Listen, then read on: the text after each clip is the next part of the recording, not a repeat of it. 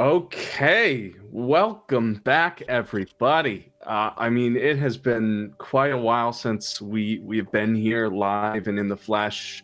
Of course, the last session we had was not at all pre-recorded, so we're familiar with that. And now we're back again. This is welcome back. Good morning, Kindred, and welcome to Vegas by Night. Caleb, I'm what's realizing it's been so long that when we last did it, I had no beard, and I've been able to grow a beard back. We've become like legit different people since the last time we played. God. I had to delete mentions of like Halloween 6 different times off the little welcome page just to get us here. So, but welcome everyone. Welcome to this, our last stream before we take a break for the holiday season. We want to wish you and yours an incredible happy holiday, and I know personally I'd just like to show genuine gratitude for your presence here with us in our community. It is one of my favorite gifts in my life that I get the opportunity to share my stories and my life with these wonderful people at our table and with all of you at our extended table. I'm working, like I'm sure all of us are, on acknowledging the things in my life that are beautiful before they are fleeting, and this experience for me is one of the purest acknowledgments. So love to you and your family, and of course to this family from everybody here at Mayday, I'm sure. I'm gonna go through the usual shit, so here we go. If you've missed out on any chapters of this, our very long little vampire game, Vegas by Night, don't fear, you can still check us out on Spotify, Twitch VOD, and our YouTube channel as of right now. If you're wondering how you can get more Mayday in your life, you can catch our stream here every other Saturday for our main show, although we're going to be taking a small break for the holidays, of course. And you can follow us on all major platforms, as well as Spotify, SoundCloud, anywhere that podcast-friendly recordings are shown. And those will house all our major shows and streams. And finally, you can donate to us on Patreon and join our Patreon Discord. The Discord is really where we've had the chance to build a great little family around the content we put out. We have patrons who have joined each other's games and played in some hosted by ourselves. We've started doing emotional maps that coincide with each episode of Vegas by Night. We all managed to get sick as an entire community together, so that's among our achievements lately. No clue how that happened. I'm hoping everyone's healthy now. I managed to dodge that bullet. Yeah. And most recently, we've all been showing off how unbelievably hot the Mayday community is in their Perennial Airlines t-shirts. It has been fantastic. We love seeing everyone repping the new shirt, and you all look fantastic in it. In addition to all of that craziness, you get an opportunity to listen to exclusive Patreon content and behind-the-scenes information. And with that being said, we are releasing very soon the last or second to last origin story for Vegas by Night before we get to our lovely Malkavian twins. So look forward to a release of Mal's origin story very soon. I'm hoping to get that out to you within a few weeks here. We'd like to give a shout out as well to our handler level Patreon contributors. It's because of their involvement in our content that we can begin thinking of all the big picture ideas we have for Mayday. It is because of you that as of right now, we're still getting those shirts out. I hope everyone's gotten a chance to see our Doom to Repeat shirts. I think maybe some are still available. I don't know. What's the word on that, Serge? There is still a decent amount available. I would say, the sooner you order yours, the better, but we still have an okay amount.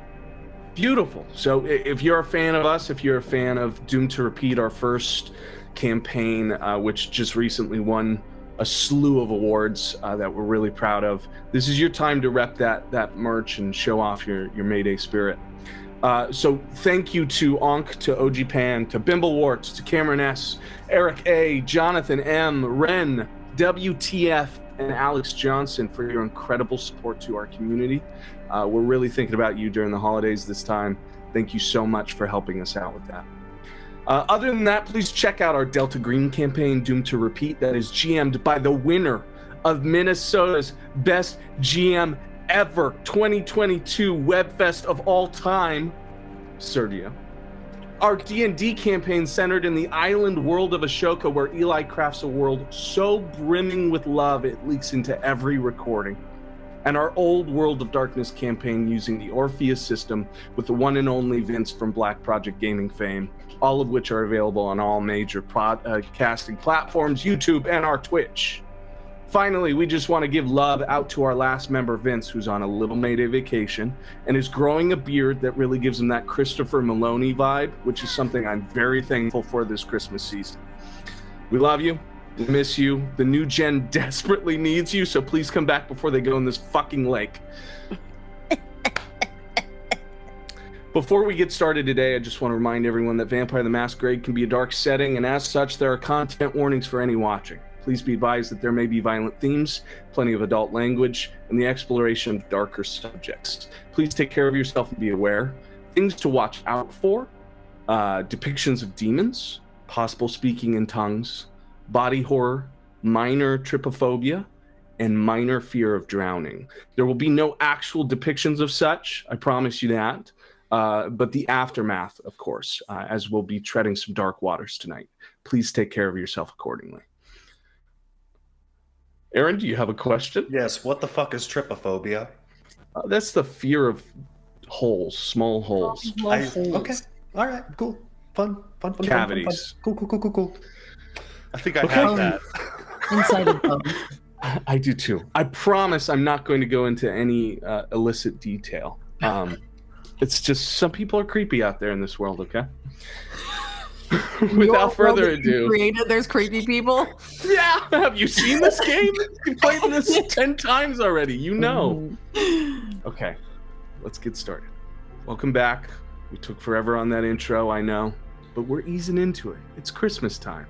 Let's feel the reason for the season, okay? Trypophobia.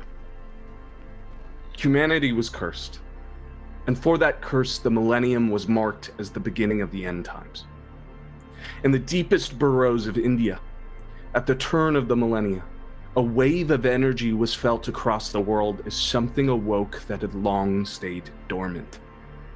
Zapathasura, progenitor of the Ravnos blood, created a rift in the minds of every seer on the planet and wedged nightmares into the visions of every diviner alive.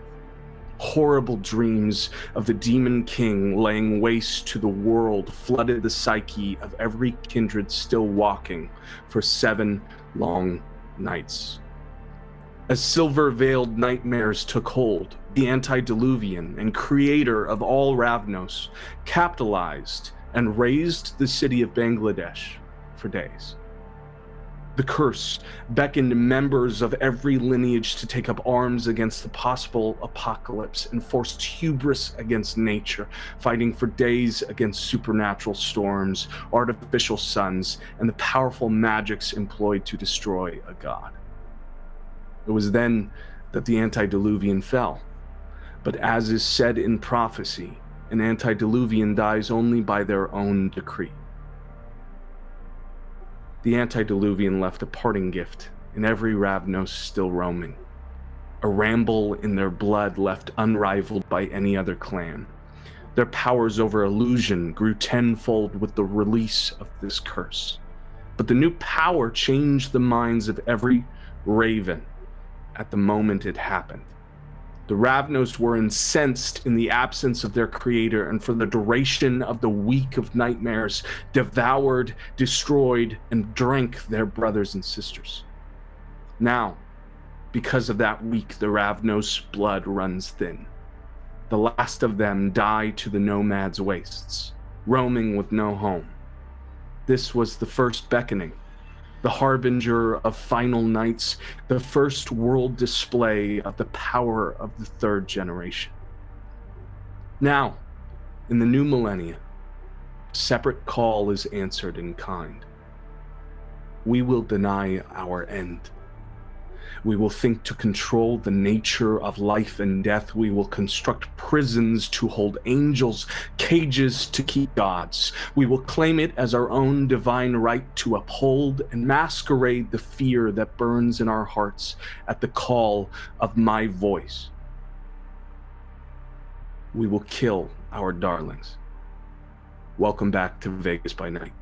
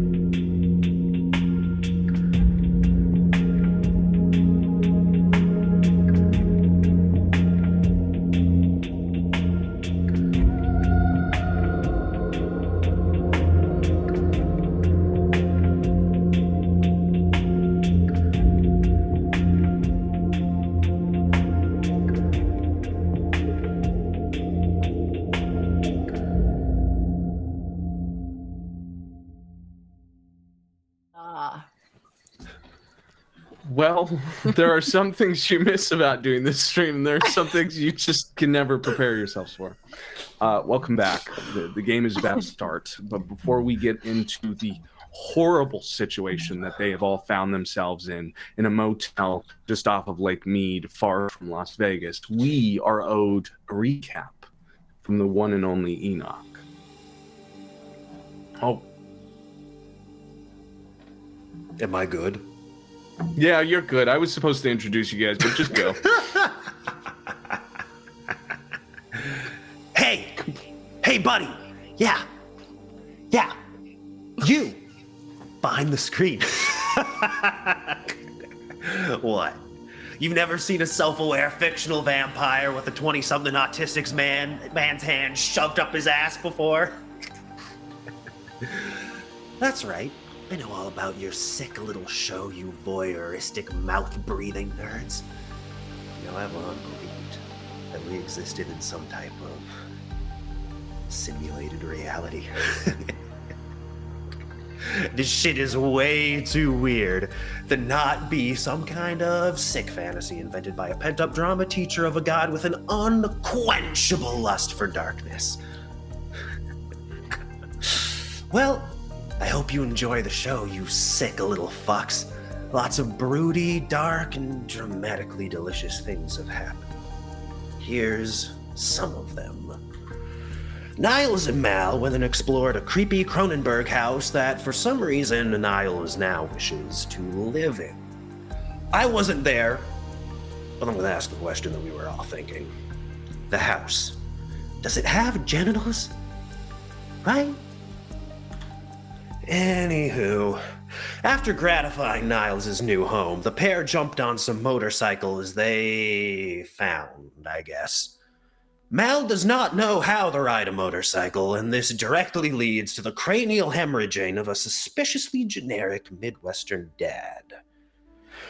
I'm not saying he's the mastermind behind all of the coterie's problems, but... well... So then there was this truck stop, right? You following me so far? Good. And we were all there because Sybil didn't want my $100. I talk everyone into gas station makeovers for hick camouflage. But really, I just thought it'd be fucking funny. And then my wife. Oh, my beautiful wife. Whom I love. Say hello, wife! She's not listening to me right now. Then my wife decides to debase herself on the high sodium blood of a backwater trucker. For some reason, I don't know why, Allie Dearest didn't drain the creep dry. I mean, come on, darling, if you're gonna splurge on junk food, you may as well go all in. Take my example. You know, when I was alive, I think I used to go on a lot of road trips. All around these parts, I drove from that horizon to that horizon to that horizon over there. And I would always stop at the rest stations and buy myself a cup of disgusting black coffee and a jar of Pringles, both to keep me awake. See, when I would eat those dusty little potato flakes with absolutely no nutritional value at all, I would fucking hate myself. Naturally, I shoved them into my fat little face, and the rage at having so defiled my body propelled me down the road, awake and alert for hours and hours and hours and hours and hours on end. I'd always shove the leftover cardboard husk under the seat to hide my shame and disgust.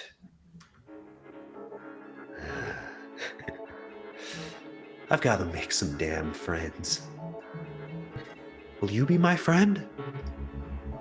What about you, God? Will you be my friend? Okay. And God, how do I make friends? I've tried real hard. and no one seems to like me. God?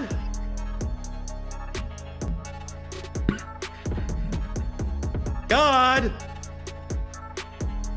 Hello? God's not talking to me right now. He's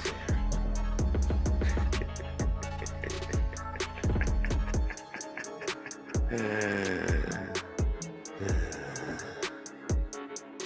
Well, then we all went to a motel by Lake Mead for a little sleepover. Sorry, I ate a little too much hat. Sybil had a pet human, which I'm not really sure that we're supposed to do. Maybe I should mention that to Papa. Maybe then Sybil will accept my $100 and be my friend. Yeah. But no harm, no foul, I guess. Because after a checkers tournament that I definitely won, we awoke to one disconsiderately discarded dead body. Now we're gonna have to pay the motel a fucking cleaning fee. Sybil! Sybil! Sybil! Come on, next time wrap them up in a hefty bag or something, man. Anyway, we find out a gang of feral werewolf mermaids were responsible and have promised the Lady of the Lake we'll bring her the tales of these foul beasts. At least I think that's what's going on. All right, take it away, God. Thank you, Enoch. You're my welcome, special God. little boy. Thank you. That's all I ever want to hear. Goodness. I hope that disconcerted all of you this morning. Take that with you into the rest of your week. I'm more annoyed of the 1 week that we don't record together.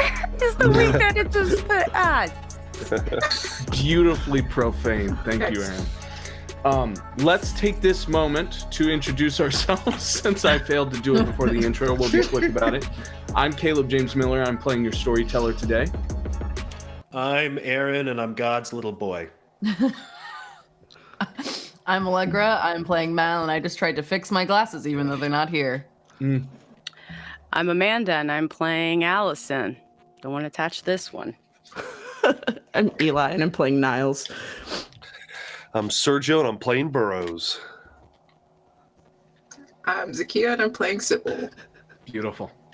And then before we get into the action, does anyone want to announce any XP changes to the character sheets, anything we think we need to inform the audience about before we reveal it in dramatic style?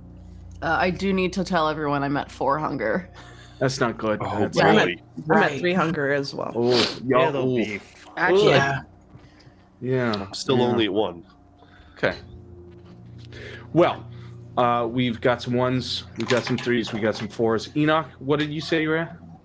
I am at 3 hunger. Okay. All right. We're all feeling a little peckish. So maybe a bite to eat before we go into the water. I just Who knows? I gotta talk to With- Brian if I want to eat.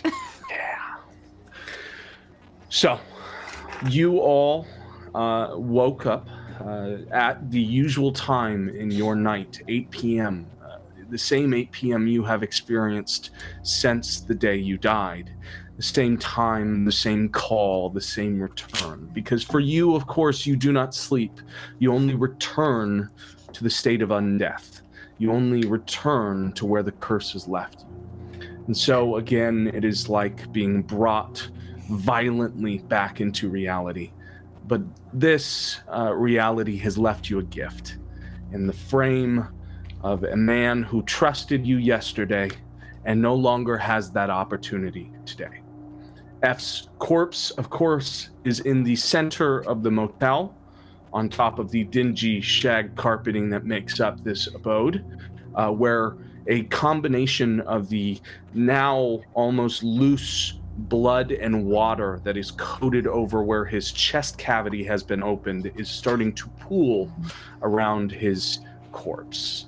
There is a disembodied hand from the other assailant in the room, the one who is no longer present, embedded into his rib cage, but removed at the wrist.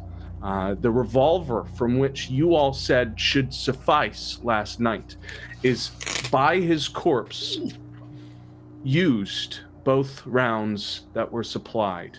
Thoughts may roam through each of your undead brains, wondering just what those other 4 shots would have made for him. Just what it would have taken to make sure that he was still breathing tonight. But alas, those are questions for the past and not for the future, where you are now. You all are looking at the open door to this motel and wondering just how long that's been open. How long before those 2 shots were expended? How many people saw what happened? How many pieces of authority are involved in whatever this is? The floor is yours. I'm going to shut the door right now before anything else happens. Door is shut. Where's Spoons?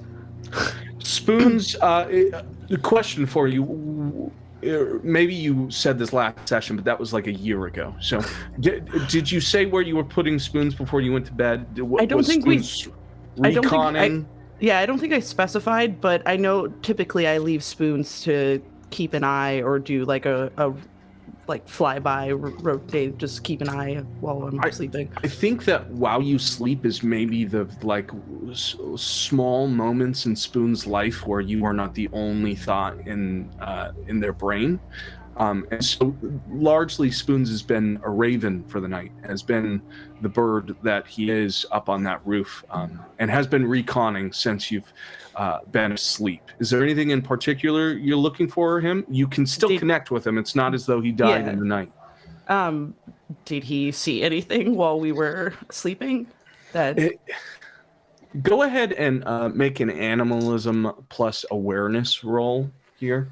And let's just use this as a baseline for your connection with Spoons to discern his feelings about how the night went. I'm sorry, animalism and what? And awareness. Awareness. Should be an okay pool, although that sounds like a little clack, not a big clack. Oh, but 2 successes. Hey, we'll take it. With 2 successes, your connection with Spoons has always been strong. He is our little Sawblade baby. And as he has been circulating all night, trying to keep a steady watch after all of the terrible things that have happened in the past few nights, you do get the sense through communication, that weird sense of feeling over anything else, that Spoons did see something. There's a level of danger, and by the moment you connect with him, it's clear that he has been circling the building for God knows how long, but he's tired. You can feel the exhaustion in his wings, as though he has been keeping vigilant watch. Burroughs is just kind of slumped on the bed looking at F. Just should have given him more bullets. Damn. Well, we can always get another human. I'd like to get a little closer to the body, and because I have some surgery knowledge, do I get to, is there anything distinctive that sticks out that would definitely would pick up on my radar that's unusual? Yeah, go ahead and give me wits plus medicine. Okay. Besides the dismembered hand that is lodged in his chest. Yeah. There's more to it. Je ne sais quoi. Little. Now, while Allison is rolling that, can I ask? Yeah. A hand. How many scales does it have? Scales? Yes. Are we talking like a fish? Yes. Caleb, really quickly. Mermaids. Yes. I actually have surgery under academics instead of medicine. Is that okay if I use that? Just go ahead and add that extra die that surgery would have given you. Gotcha. Okay. Can I peek outside the door? Yeah. 1, to get Spoons to come into the room, and 2, to see if there's anything going on outside. Absolutely. So we'll handle Allison, then I'll answer the scales question, then we'll deal with the door. Cool. 3 successes. 3 successes. Allison, what you ascertain, and this will probably answer Enoch's questions as well. It's clear that the sort of opening of F was done with brute force. This was no weapon. As you can see, the depressions where the hands clearly broke through into the thoracic cage and then peeled back. You can almost see fingerprints from the sheer amount of pressure that was installed into this man's body. But one thing in particular that your success merits you is looking at the hand itself. It is in an interesting state of decay. The hand itself is dead, but it's been dead longer than this body has been, than F has been. Okay. You could easily imply from the state of decay that this thing was dead when it walked into the room. You also notice that it is notably waterlogged. The sort of bloat that a body will take on when it has been in water for too long is evident in the skin. It becomes fat and bloated, but it also sags off the bones like collecting, like a garbage bag that collects too much rainwater, falls and sloughs off the hand, still connected in with those big gripped half-broken fingernails into F's body. That's what you can ascertain. As for scales, Enoch, the hand does not look as though it's supernatural in any level outside of it being dead when it came in the room. Looks like a human hand. Well, but of course, if it was a mermaid, you'd have to look at a leg, not a hand. Obviously, of course, the upper body is all woman. The lower body is the fish part. Exactly, of course.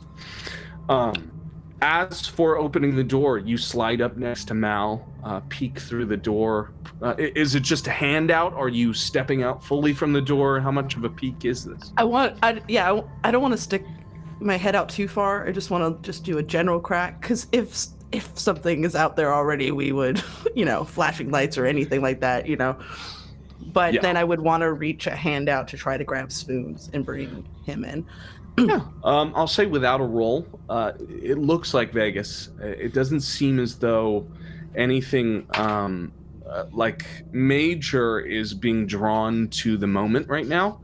There's no police force. There's no, presence. There's no camarilla knocking on your door. As far as you know, the Society of Leopold hasn't started the torches yet. Every day outside of the main strip, it's local Vegas. And it's quiet about this time. It does not seem like a very popping area. And Spoons comes back to your hand immediately as you put that hand out and call. Spoons looks winded, tired. It's similar to when he was hurt before. It's clear he's been working extra hard to make sure you're safe. Yeah, I'm just going to bring him close to my chest and hold on to him as I sit down or somewhere while we figure this out.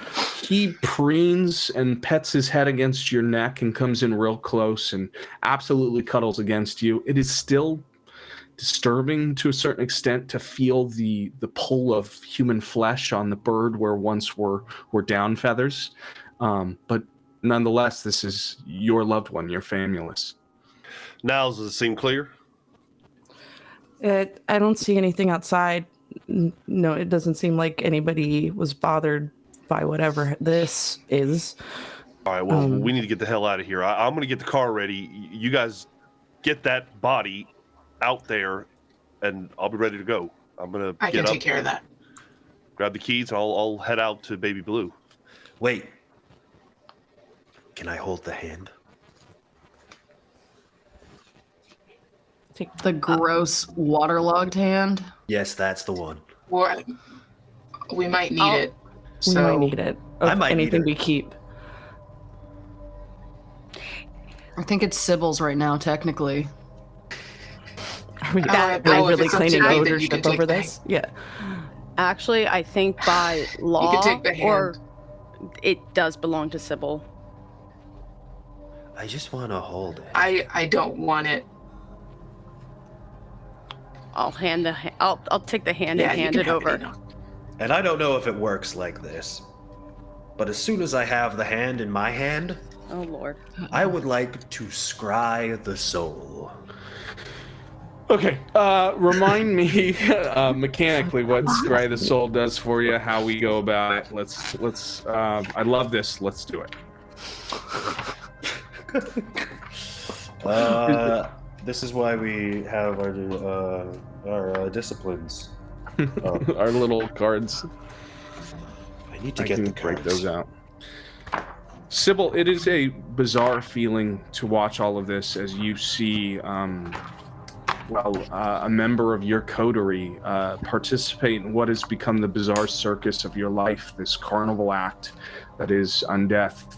As someone you cared for, someone that you vowed to protect, someone that you promised no harm would come to, almost immediately saw that promise broken, and now your friends are picking at the corpse like carrion birds. I think Sib is being quiet until like all of the like immediate safety concerns are being met. Like, yes, there's no one in the hallway. We do need an exit plan, and she's waiting until she's alone with Felix. Okay. Until people are, I mean, not alone, but effectively there's a quiet moment between her and Felix. Right. Are there any other actions in the room while we are looking up that rules run on Scry the Soul? I'm gonna head to the car. Not really needed, but as I leave, Okay. I would like to pat Sybil on the shoulder and be like, I'm sorry for your pet's loss. There. And then I'm gonna go ahead and head towards the car. Brutal. I know, Yeah. Burroughs, you mentioned you were going to the car as well. Is that happening now? Yeah, I'm gonna get it started and just kind of waiting. Okay. Okay. Sib sits down next to Felix. That's it. She's just sitting next to Felix. He's cold. The body has run cold since the time of departure. His eyes, the calm brown eyes of this normally erratic individual have gone still. They're glazed and staring up at the ceiling. It is a sort of change in the body that you've never experienced. You are what he is. You're as dead as he is, but it is something to know that you will continue going on and he will never know what that's like. Mm-hmm. Actually, did Allison already leave? And Enoch already leave? It looks like Allison's gone. Okay. Enoch has the hand. I believe he's still in the room. Okay, good. Cool. I don't know if he can hear me, if he's sort of... I But I'm gonna hear just everything. say, okay. Then don't leave. Okay. But I'll only not leave if you promise to be my friend.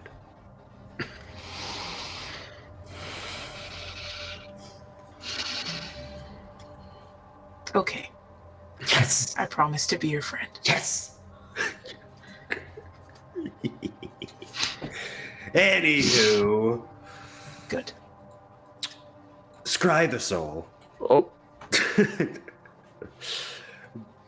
So I mean, you tell me if this works or not. But the text is by focusing on a person, by touch or whatnot, the vampire can perceive the state of the person's psyche as a shifting aura of colors. Auras reveal little precise information, but do provide clues regarding many subjects, i.e., emotional state, resonance, and Keeley supernatural traits. okay. Love it. Let's do it. Do you have to roll for that? Yes. For level of intuition? 1 rouse check plus intelligence and aspects. Okay, let's start with that rouse check.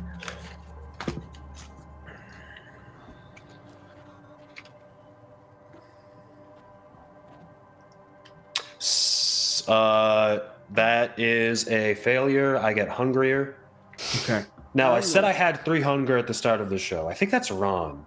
Okay. I think I had, because I think I had 1, but I'm not sure. So You for did now, kill we're just- that woman in the vent, so it may have been what you were at before you. I think offed her. I think so. I think I'm at 1 hunger, so I'd be at 2, but I don't have proof of that necessarily. Well, let's put you at 2. Okay. Okay, and then it is intelligence plus aspects. So that is 1, 2, 3, 4.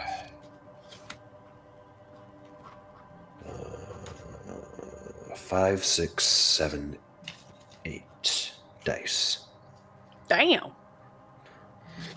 This is Enoch shit right here. That is 6 successes. 6 successes. That's overwhelming.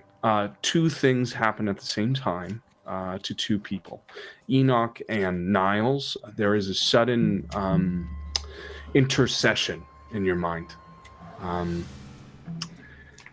It is a presence that is not yours for both of you, and it is something that comes on jarringly quick, and it is enough that both of you could probably recognize a change in the other from the sheer suddenness of this. But a song begins to play in your minds. A slow, lilting, beautiful lullaby. A song that is sung uniquely from the heart, from a voice that is gorgeous, but layered. Like a chorus. Like the same voice layered over itself multiple times. Talking all at once, a cacophony that lilts into the next verse of this song. It is beautiful. It might as well be set to piano, and it is constant for the 2 of you in your mind. Enoch, in additional information, you know that ascertaining this beast, whatever it was undead. You get the sense that at one time it was human. You also get the sense that at one time it was changed from that into something more. You do not sense that at any point this body carried the curse. You think it was something else entirely. Your ascertainment would be that this thing has been dead for years. Centuries is what you feel. You also get the feeling that there are preliminary sort of ebbings and flows of another presence, 2 in fact. One of which that feels tied to the creation of this being, and another that is just loose at the fingertips, as if just recently interacted with. And from that second presence, the last interaction, you begin to hear screams in a very familiar voice as the sounds of F's death rattles through your brain off of the strands of the cobweb as you get this glimpse of him in physical struggle, fighting back, 2 gunshots, the sounds of sirens, a desperate, desperate fight for his life. And that is what you'll get. Real quick, gotta thank Trash Bandico and Parker Woodley for subscribing for a couple months. Thanks, guys. Thank you guys so much. As the vision fades, I stroke my face with the hand, and I say, "Ah, yes, the siren's call." Okay. Used to you doing that. It seems like something that should be shared with the class. Oh, yeah. It's a thing. Mm-hmm. An undead thing, Niles? yes. Very undead, very thing. What? You have anything to add to that? Does it seem like, are you physically reacting to what you just saw? I mean, I'm probably like lost in the fact that I'm hearing a song in my head right now, but I'm just like phased out with like stroking spoons. Okay, then never mind.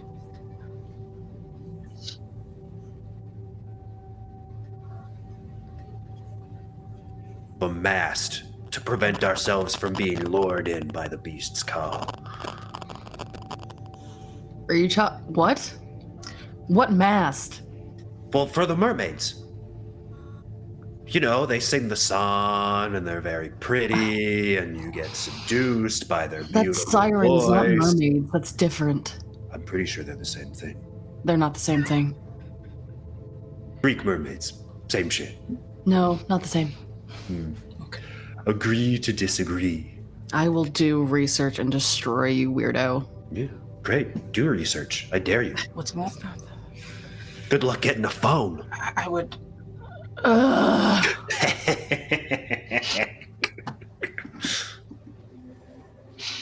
I forgot about that. All right.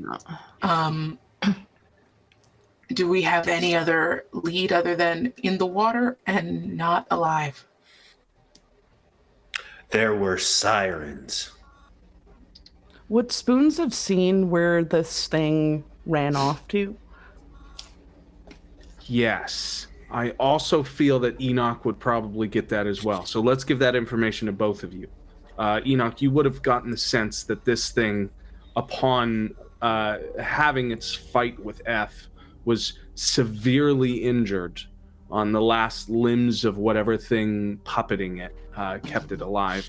And both Spoons and yourself would have some sort of awareness that it went around the motel to an alleyway adjacent. I'm gonna Enoch get up. starts running.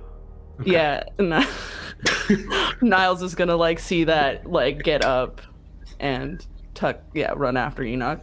The two songbirds stand up immediately, Stark in the room, and then leave in an instant in front of the rest of you in the room.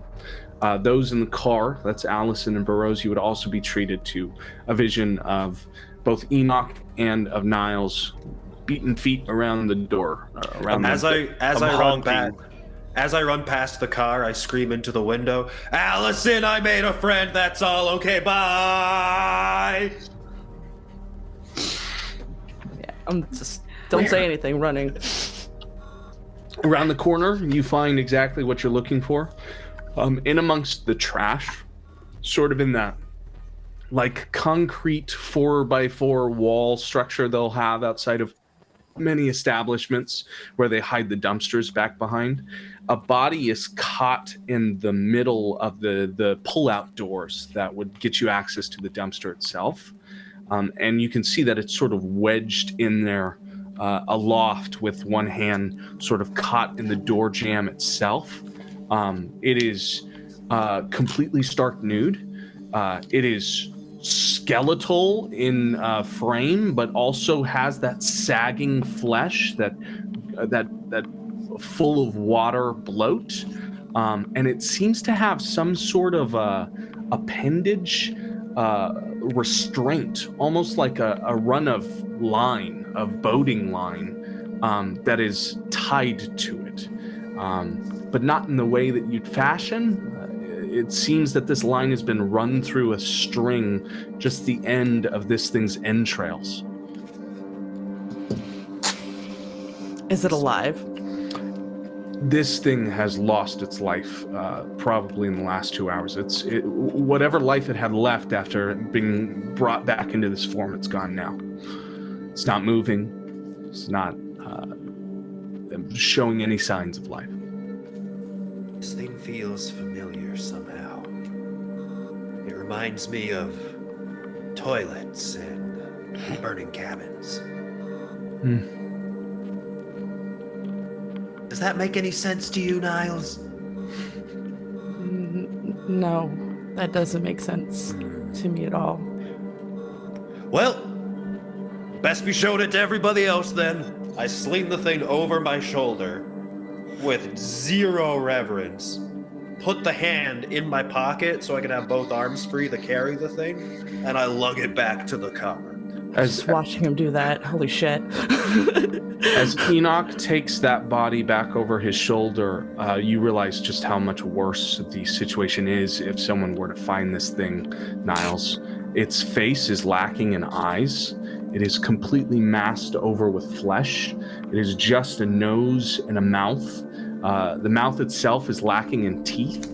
Instead, feeling out from where the lips are and sort of folding over itself are lamprey appendages, like an eel might have, or a leech that is extending up out of its mouth. And no doubt what you all first glanced at is true. This thing's intestines have been looped around some sort of boating line that is maybe 50 feet of rope before it cuts off itself.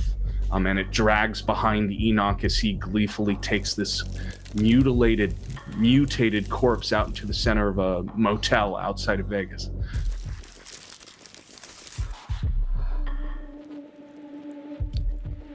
I'm so sorry. I just would like clarification. Are we in the parking lot or inside of a room?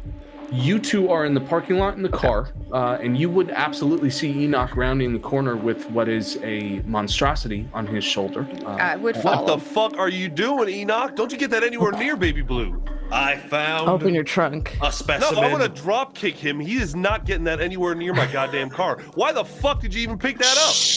It's evidence. Voices yelling. I know. Smooth, you motherfucker, smoother. Tell this bastard not to get that thing anywhere near my car.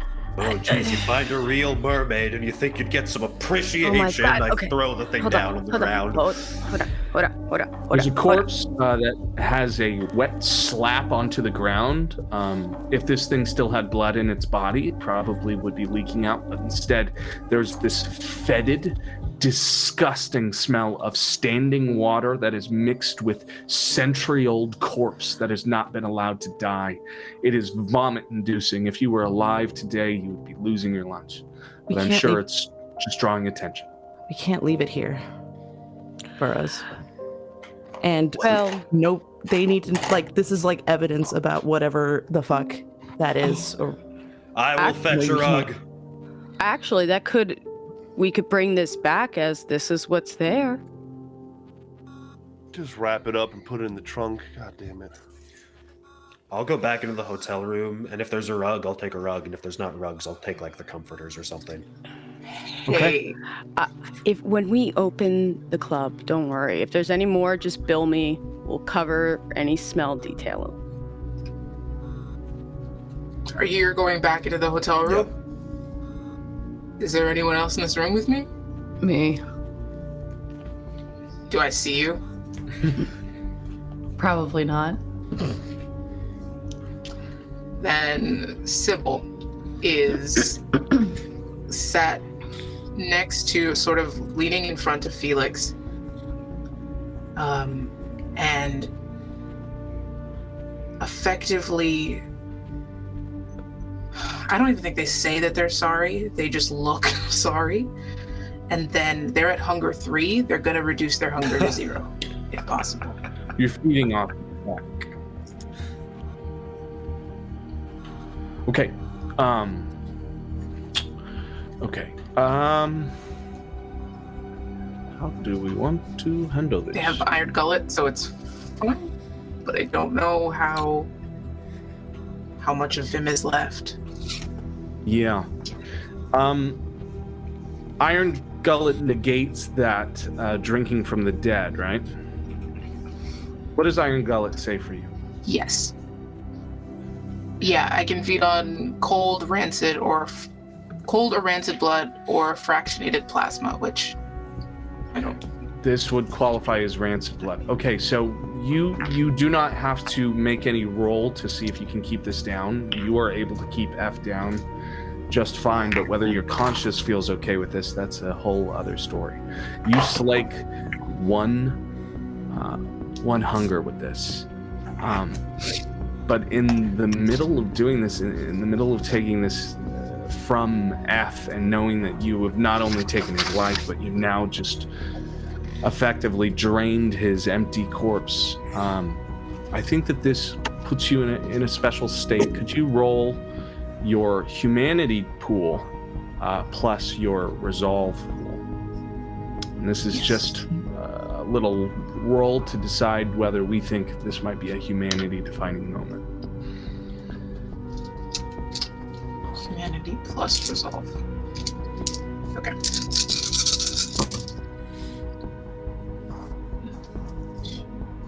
5 successes.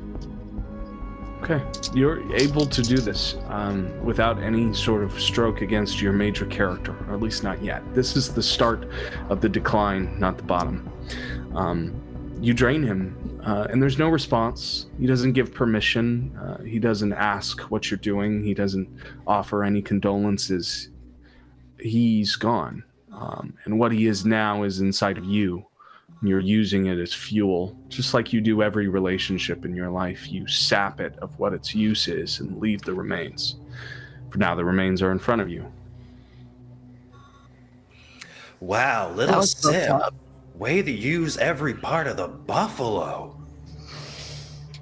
Do you need something? You know, A rug? Or a comfort? Actually, I guess we'll need 2, because we're going to need to take this thing, too. I mean, I can hide them. shower curtain? How can you Oh hide? my god. Hi. Yeah, I saw all of that. Gross. Shadow. I put him over my shoulder. I'm a shadow. No one can see him because I'm a shadow and I'm carrying But him. what happens? Are you going to carry him forever? No, I'm gonna put him in the fucking car. Oh, okay. We should put Poor him in the baby shower. Blue. Yeah, I don't know if Bros is gonna even let that happen. We've already made arrangements. And by that, I mean my wife said the way it was going to be, and my wife gets what she wants. Okay. Caleb, I'd like to come back in the room really quick. Sure. Go to Sybil. Question. You're usually very well put together. Do you have any extra perfume or... I feel like probably. Do I have to roll for perfume? No. Okay. Yes. Yes, I do. Okay. What, before I give it to you, If because you'll I like hand- it. Yes. What are we doing with it? Are we using all of it? She says with Felix's blood Enough to like cover- fully on her face. Oh. Not even going to acknowledge the blood. I'm just going to be like, I'm just going to point to that, like, to the corpse and be like, I mean, I know Just we're to sort of dead, cover but it there. I don't want to smell it. Like, I don't want to, like, really smell that. Okay. Okay. We can do that. We'll put a little spritz on him. Please, God, do. Put a little spritz over I'm it. trying to also make it a little bit Okay. nicer for Burrows because that's, yeah. Honestly, if we wrap him in the shower curtain, that should close a lot of it up and sort of like a sausage. Sort of Well, like a line- sausage. Okay, well, Very line the close to casing. that. Do me a favor, line the casing of the sauce, and Okay. then we'll just shove the meat into that. Yeah. Malcolm's back with the That's shower what happened. curtain, like 4 rings still attached to it. Let's move. Come on. Ew, I'm not touching it. Okay. I just wanted to say They that. And then effectively roll up. Allison. We go through the process of rolling up F, and then, of course, your new friend, who does not have a name, and preparing them for the back of Baby Blue. Baby Blue itself is a convertible, beautiful little Oldsmobile, something of that sort, right? Gorgeous, a luxury vehicle, something you ride around with the top down. Not designed to hold bodies, just so you know. So We really ought to fix that. 2 full Right. corpses, one of which is bloated with old water, fit in the back of the trunk, but the trunk is open. Can I fold them with my lethal body? Can I just kind of crack a couple pieces and make them You- flat? Sure can.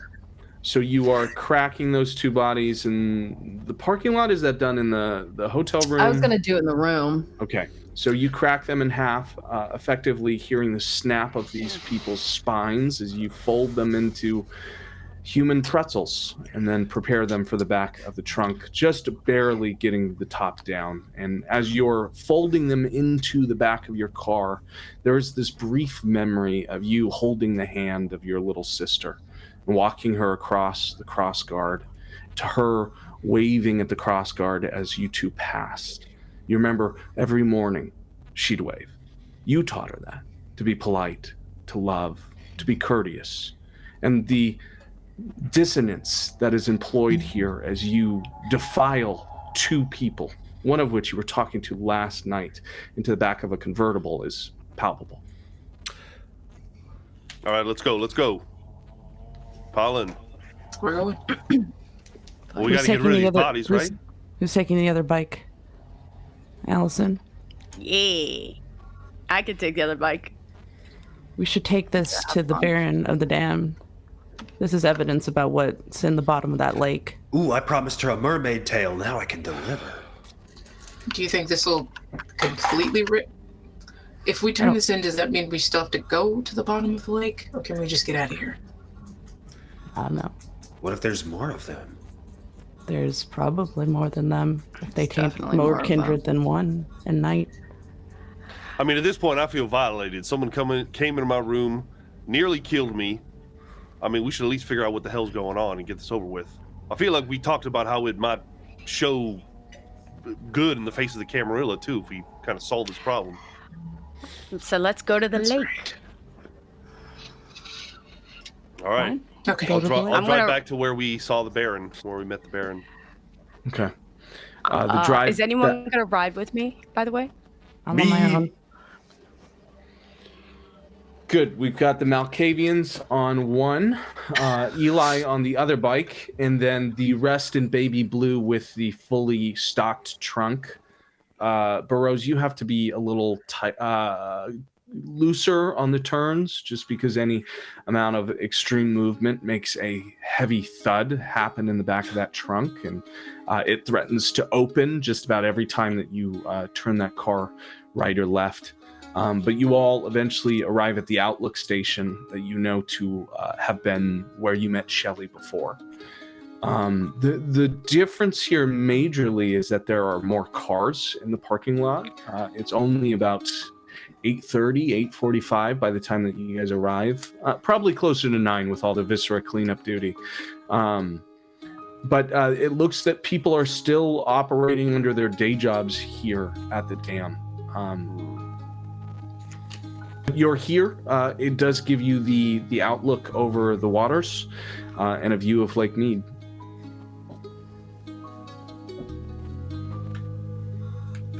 We're gonna need to find Shelley. Yeah. I'm going to go closer to the lake if that's possible. Sure. Are you talking just to the edges of this outpost to get a look out at it, or are you talking like to the shores? Mostly just to get an overall look at it, see if just kind of secretly looking for mermaids, but just to see if there's anything off. Well, for anyone who's been to the top of the Hoover Dam, it is a sight to see. It is absolutely gorgeous looking down at this man-made ramp, essentially this huge domed out area that falls into what is Lake Mead running right up against its beautiful architecture. It is a long fucking way down from this outlook itself. And any sight of mermaid would be probably way further down into the waters itself, as you're just sort of peeking out at the surface itself. But it's a huge stretch. I mean, almost 1,000 miles of water, 500 feet deep. I did not Google that. I just knew that off the top of my head. Wow. Yeah, I know. Impressive. But you've got to look there, Allison. This is what you're about to head into. This is what you're about to tackle. And nothing yet is I'm just looking for it's even other cars or anything else that might be suspicious that we could There get. are absolutely plenty of cars here at the Hoover Dam. That's still absolutely a highlight of Vegas tourists and people who are still living. And at 9 o'clock, you're still going to get a lot of people trying to see it. In terms of suspicious activity from the top of the Hoover Dam, from the parking lot of this outlook, you're not going to run into a lot without knowing that they're there, you know? Okay. I think even without a roll, it'd be hard to depict any sort of suspicious activity. No one is pouring dead bodies into the lake from the surface. Just wanted to make sure it wasn't something very blatantly obvious that we were missing. No, no Bangladesh. Who's coming with me to find this Shelley? I'll go.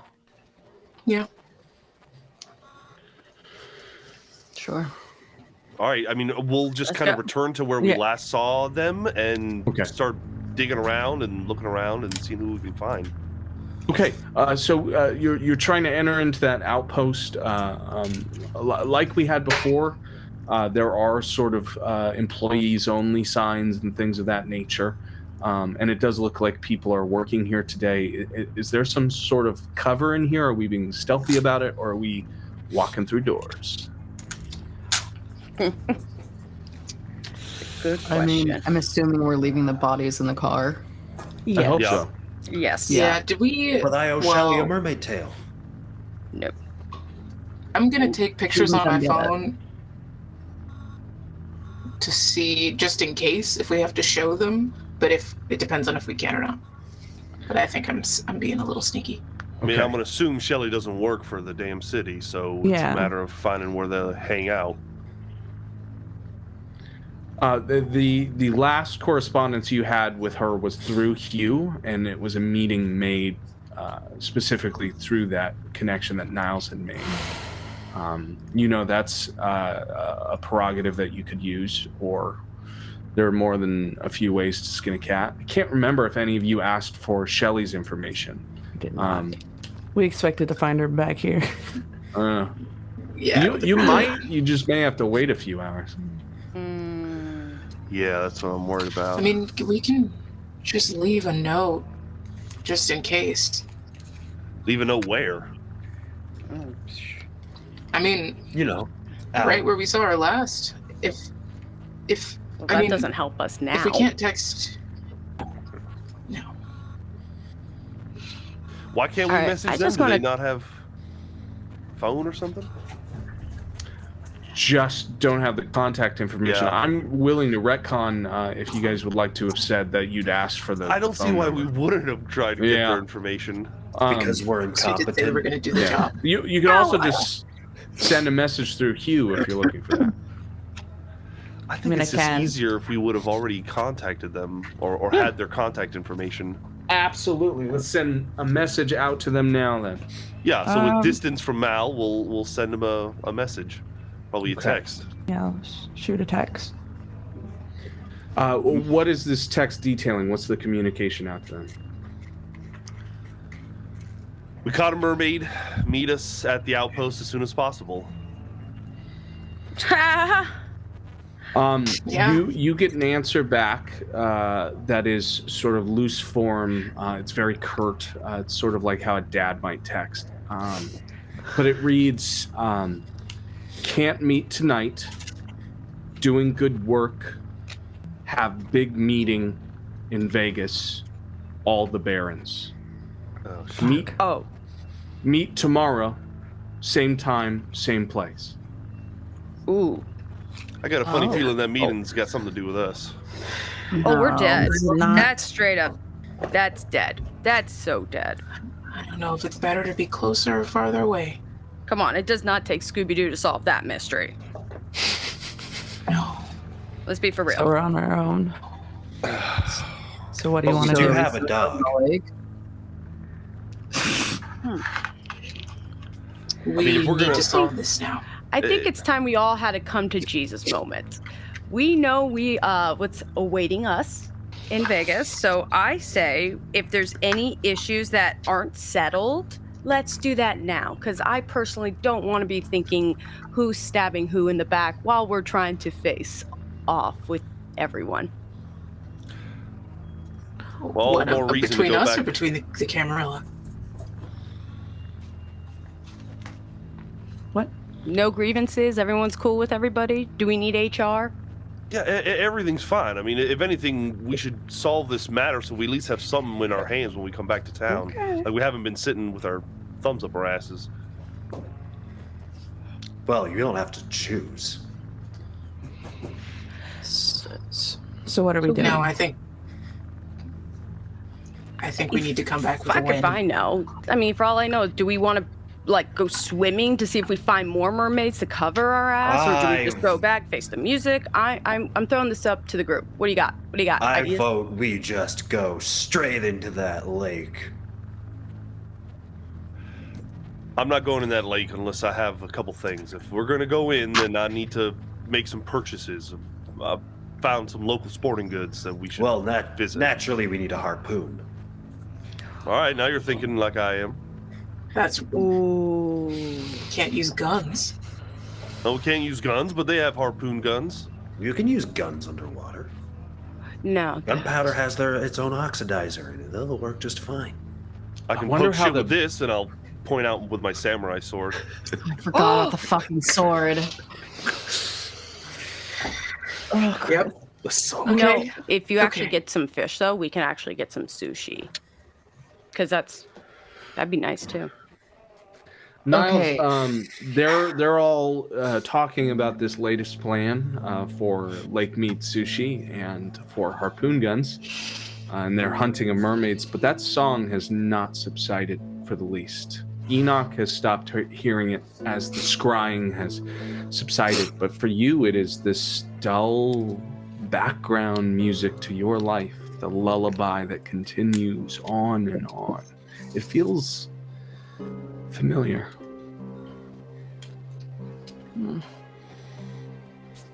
Yeah, I'm staring off into space at this point, like just listening to it, trying to think about it. I mean, Burroughs will approach Sybil and, hey, Sybil, you don't want to do something proper with F? Maybe we bury him somewhere or just kind of be done with the body? Be nice. I'm still thinking about that. I think if we should fix him up a little bit, maybe first. But he has I like think family. Sybil's just taking some time to reflect. I know he's got family, but I mean, if he just that's what I'm saying. He might just have to disappear. yeah, I mean, it's Vegas. Who doesn't end up getting lost one way or another?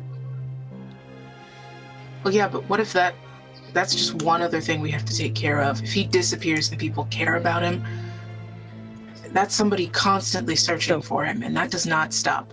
As much Going to as Dick's Sporting we want Goods? it to. We can't leave him in a well. Dick's Sporting Goods. No, I What? mean to get our harpoon and stuff. If we're going to get in the water, All right, We well, keep one jumping thing at a time. conversations. Yeah, let's have one conversation Yeah. at a time. We will leave the body in the trunk we for need now. to fix. And We'll fix when him up, we're- and we'll put yeah. him somewhere Vegas can find him. okay. It'd be Alright. pretty questionable if he's all fixed up. Which means we'll just not. I don't know. We remove. Well, some of that's already taken care of, but anything incriminating, like his we make lack sure of that's blood gone, and just entirely. make it seem like he caught. Yeah, but I don't know. We put him. I don't know. How Depending on how about messy the- this mermaid shit is, we might be able to kill two birds. How about a nice burial at sea? That might look a little weird though. But actually, We just Here's the tie thing. a nice big I rock think it- around his neck and let him have a nice swim. The rock isn't great. However, the hand. Did you guys talk about all the like hand lore that you guys got? I didn't. I didn't. Okay, then never mind. I've Never mind. I- Yeah, no, I listen. think that listen, little Putting him Skip. in the I've water is a told good you. idea. I've told you that there are mermaids, and that's all you need to know.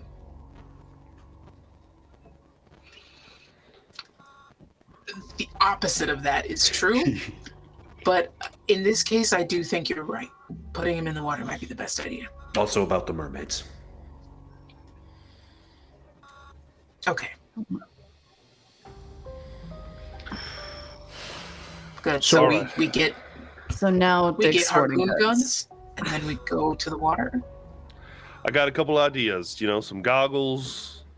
Those of you aren't as proficient of a swimmer, some Yeah. fins. What time is it? Is the place even open? Yeah, it's 9 o'clock. It's still living hours. There are plenty of people out there. It's Vegas. Shit's open late. Hell yeah. All right.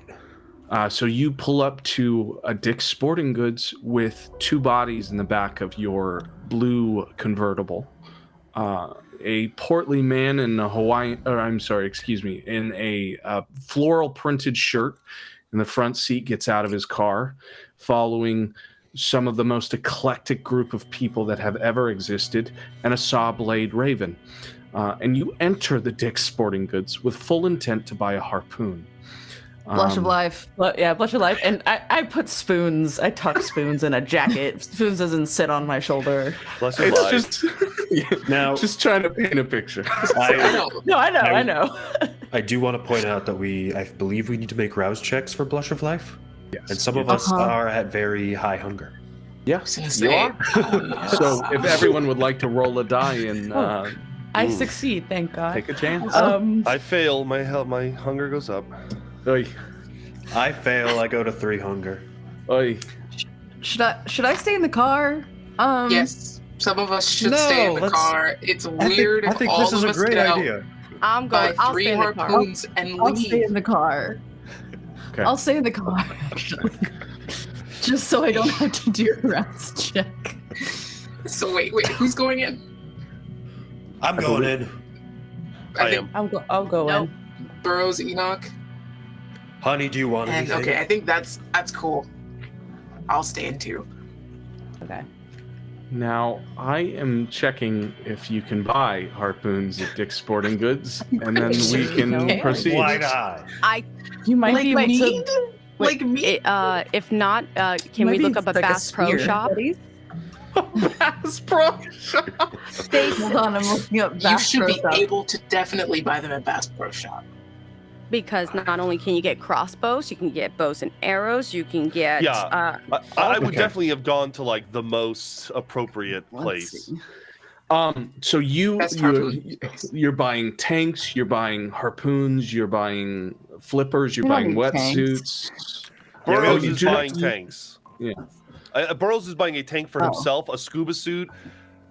As we're like walking through the halls, he's like, I spent a little time in Hawaii. I got my certification as a scuba. So We don't need I, to breathe.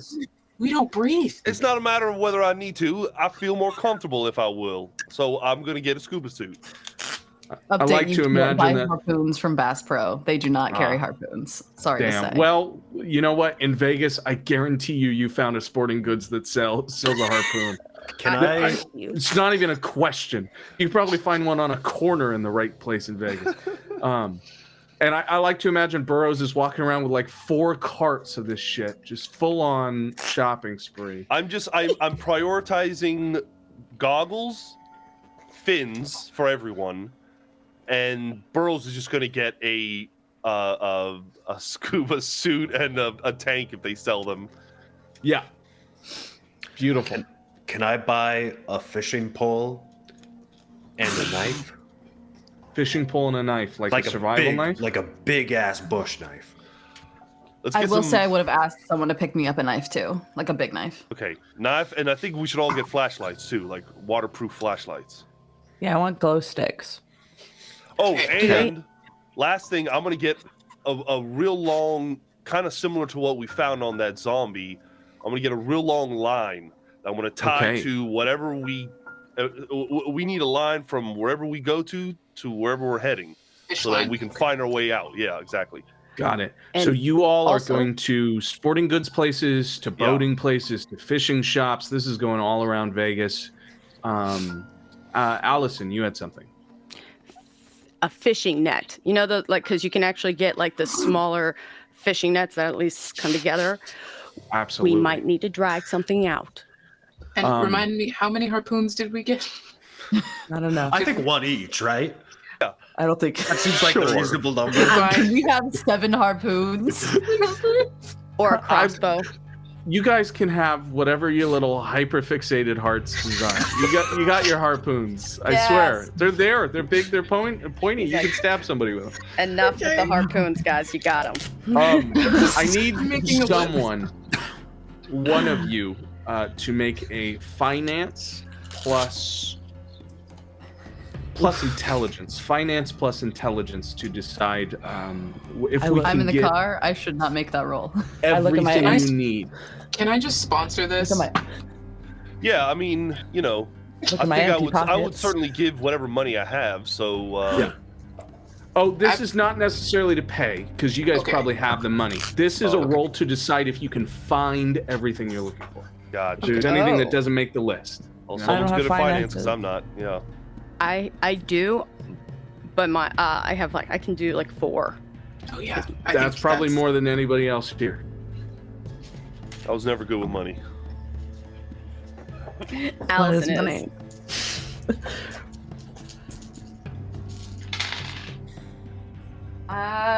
2 successes and 1 is a crit success. Oh. Okay. You absolutely get everything that was required for this group, or at least what you would like to do. At the last moment, you also remember an issue that hasn't been presented to the group that I'll give you now. And that's that bodies are naturally buoyant, even that far down. So you do remember to get some weights as well, just in case, to keep your corpses at the bottom. In addition, when purchasing these items, you pull them up. You're at probably a Harbor Freight buying some of the more eclectic items. What is that? 7 harpoons, 6 harpoons goes a long way. Yeah, I know. And Harbor Freight. Yeah, the rotund man on the other side of the cashier's spot there is definitely giving some very suspicious looks at these individuals who at 9 o'clock are buying full scuba regalia. And just look like some of the most bizarre characters in the world. Some of you, I know Sybil's face was doused with dried blood, so hopefully Sybil's not here. But I need one of you to elect to roll a charisma or manipulation plus persuasion to pass this off. I can Allison, do that. did you? Please, for Let's give it to Burroughs. Allison, you're in the car. Yeah. You're in the car. Allison had the Oh. finance roll. Let's give it to Burroughs. I'm in the car.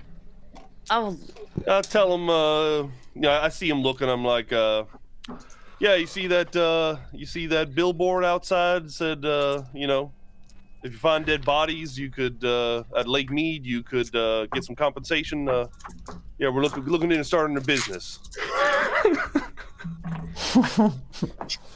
Anyone who not thinks that way.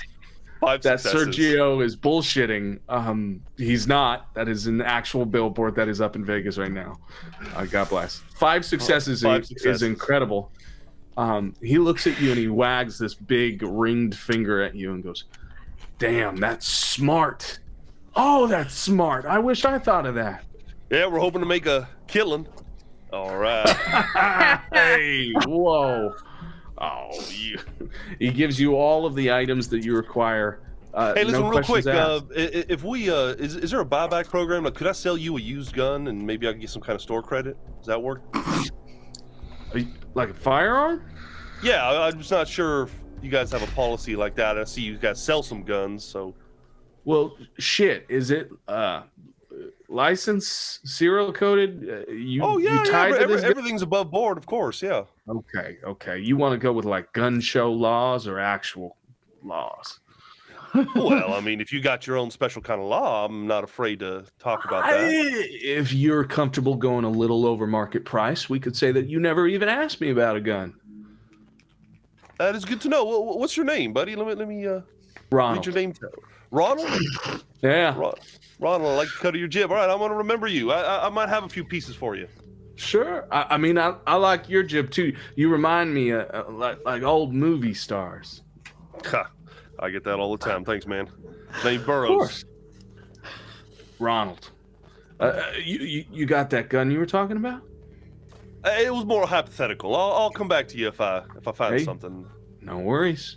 You All know right, me, man. Ronald at Harbor Freight. Don't stay up too late, Ronald. Of course. He bids you guys good night, and you walk out harpoons in hand and some of the most bizarre accoutrements possible, and get back in baby blue. You now have even less room for the corpses. Well, And it is at least some of the bodies are out riding motorcycles, so there's a little bit of room. exactly. While they were getting all of our items, hello. can I have just checked my phone? Thinking about, remembering like the memories of my sister and then thinking about what I talked to Cisco about. Yeah. I think it's been a few days and Mal's gonna just check their phone. Okay. It is the usual garbled mess that it is around you. It is beeping and chirping occasionally, but none of them in any sort of tones you recognize. The screen itself looks as though models who have lost their digitizer looks, where it's that dull gray like a broken TV screen. And it occasionally will flash with this little blue, almost lightning strike that runs across the length of the screen itself. And every so often, pixels will come to life in different colors and then die right there on the vine. But upon looking, you do hear a garbled version of something you recognize. And that's the notification you had set up for your voicemail. Oh. And there's no way I can access it. Not you. Yeah. You gotta find somebody you trust enough to play it for you. Oh, I hate it here. All right. I just want to one last thing. You know, we go to a couple of different stores, and at some point, Enoch and I are kind of going down the aisles together. Preferably alone. But at some point, I turn to Enoch and I say, "Listen, man, I've been with a lot of women, and I know what it looks like when she's, wanting you to do something that'll make her happy. The whole checkers thing last night, the whole trying to make friends. I can tell, she's trying to get you to be friendly with us all. Am I right?" Yeah. There's no need to freak out. You know what I mean? You and I are cool. We're in a special place. We've seen each other's dicks and stuff, so we're kind of already friends. Is that the bar these days? I mean, for me, it is. I mean, hell, I practically know everything about you at this point. Yay! I just want you to understand, Enoch, that if you want to be done with the task of having friends or getting all these people to be your friends, it's real simple. You just got to try to put your neck out for them sometimes. Let them know that they can trust you. Let them know that you got their back. And if you can prove that to them, then the task is over and you're done. Does that make sense? I see. So to be clear, and I would like this in writing, would you say that we're friends? I would say in our own special way, yes, we are friends. Great. Make sure to tell my wife that. I will, and just remember my little bit of advice. Stick your neck out once in a while, and they'll think of you as a friend. Okay. I got 3 friends and only one of them's dead! I mean, I'm technically dead, but... Fuck. All your friends are dead. I think they're all dead. Yeah. I had one living friend, but now he's dead too. As Dick knowledge is passed gently between two deep friends. God, don't say it like that. God. What other way is there to say it, Aaron? You kind of brought this on yourself. Yeah. Just swapping dicks in dicks. I mean, it just makes sense. Okay. It looks like we might be all loaded up for this very serious trip we're about to I take. think so. That was a long shopping montage. Yeah, it was. Beautiful. So, what is the plan for actual entry into Lake Mead? Where is this happening? How is it happening? Is there a boat involved? Or are we just walking to the shore? What happens jump next? into the top of Hoover Dam? That's what I'm thinking. We can walk in. There's places to walk in. It's so much more fun. Haven't you looked at the Hoover Dam and thought, God, I want to jump off of that thing? I hate to agree with Enoch, but like a little bit of that, I'm up somewhere really high, and what if I just jumped? I mean, technically, that's force with crusher not bones. coming from a Just so you know. place of health. And if we say one of us, because we've never done this before, but what if one of us fails and we have to watch them sort of scrape down the Hoover Dam? Them's How the that breaks. sort of might impact the People are gonna focus see it. we have to have for what comes next. Yeah, they might. They might. Fine. I mean, people will definitely see it, yeah. Let's get a boat chartered and let's just fucking go out to the middle of the lake. That way we just go straight down. We don't have to go at an angle or anything. Oh, do fine. night- If we want Do they to do night charters? a good nighttime boat rental. We have to. I mean, Yes, I just met a guy in Harbor if you rent Freight the that boat was for more willing to than a buy day- illegal guns, so we're gonna find somebody. Yeah. Okay. Go ask Ronald. What? Ronald from Harbor Freight's got you covered. The connect. I believe. Hold on. If we can go to a boat rental, because if so, I can probably Yeah. Charm Mesmer the the guy. guys. mesmer or kiss him, where I could just do that lingering kiss and I can get us something.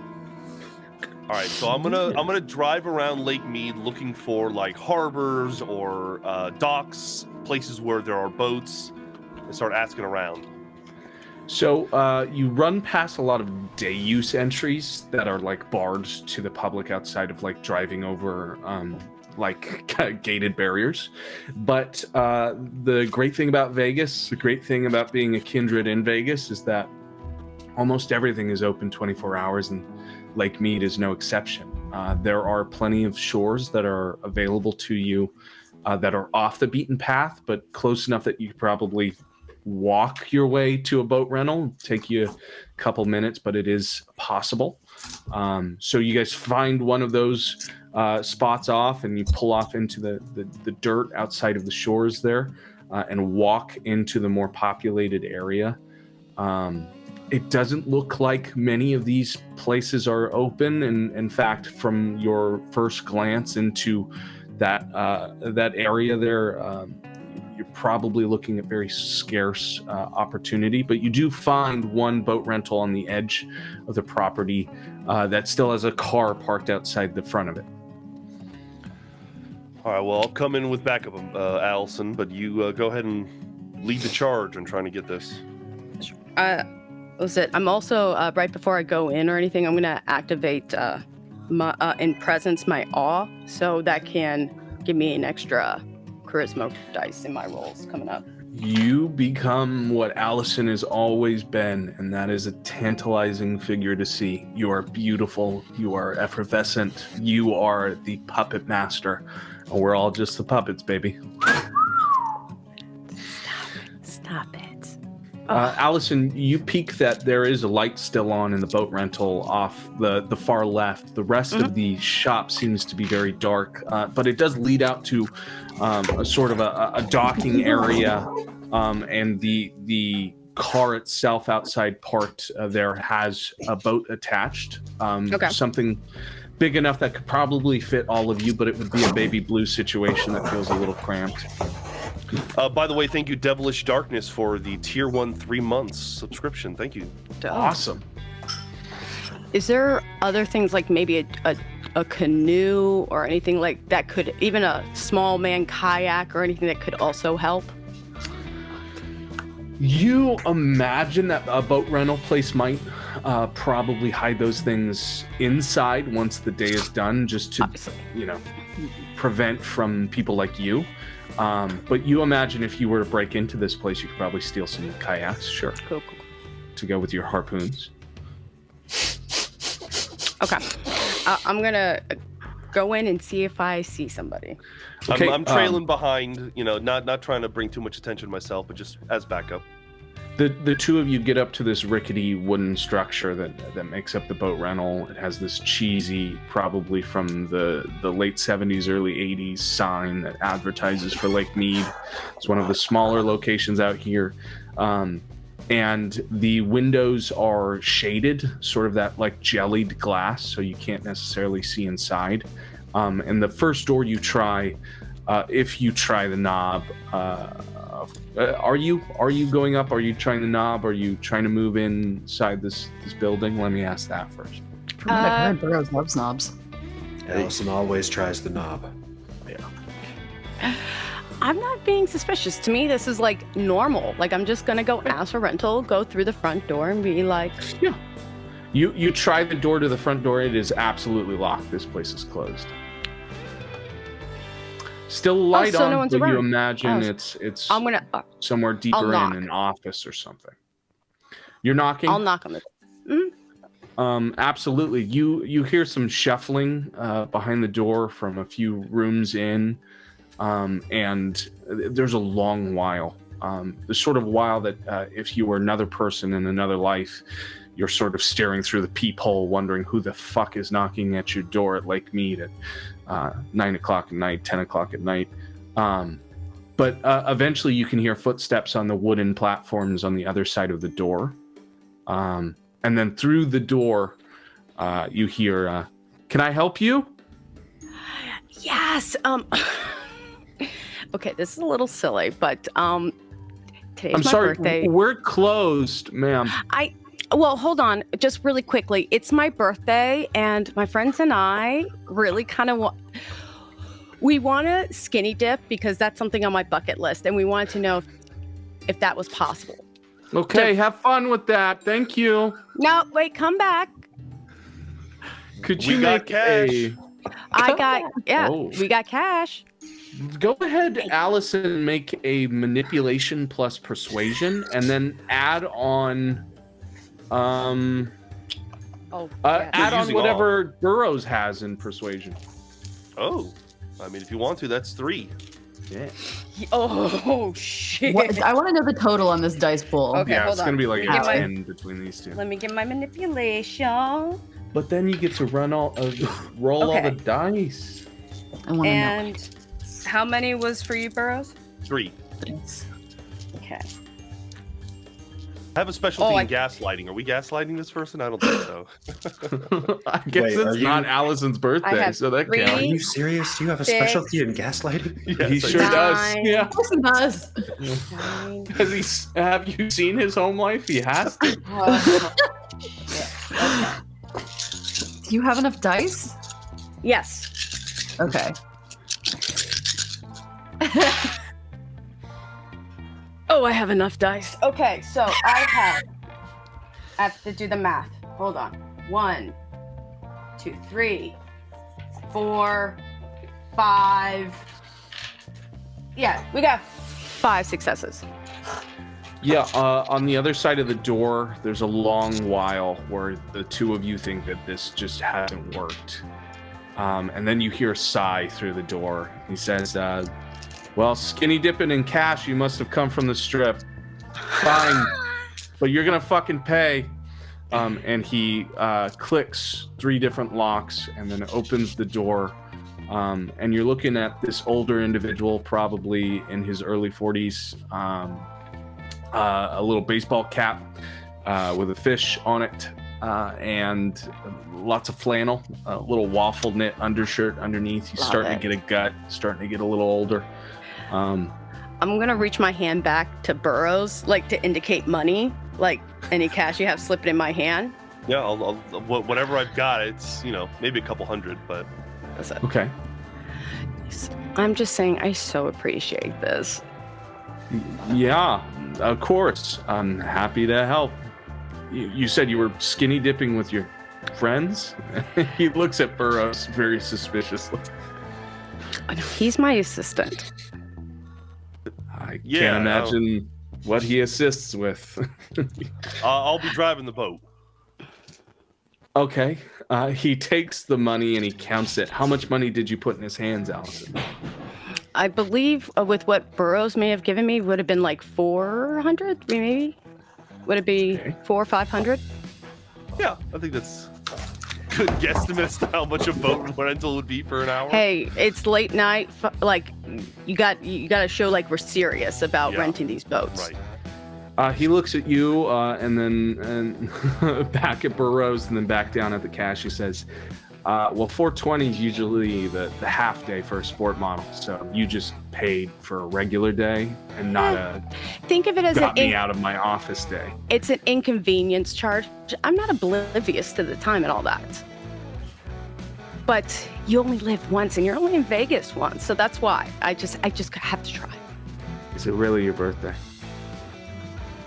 You know, Oh gosh, how old do I look? Oh my god, I look so old. Oh wait, how old? Oh.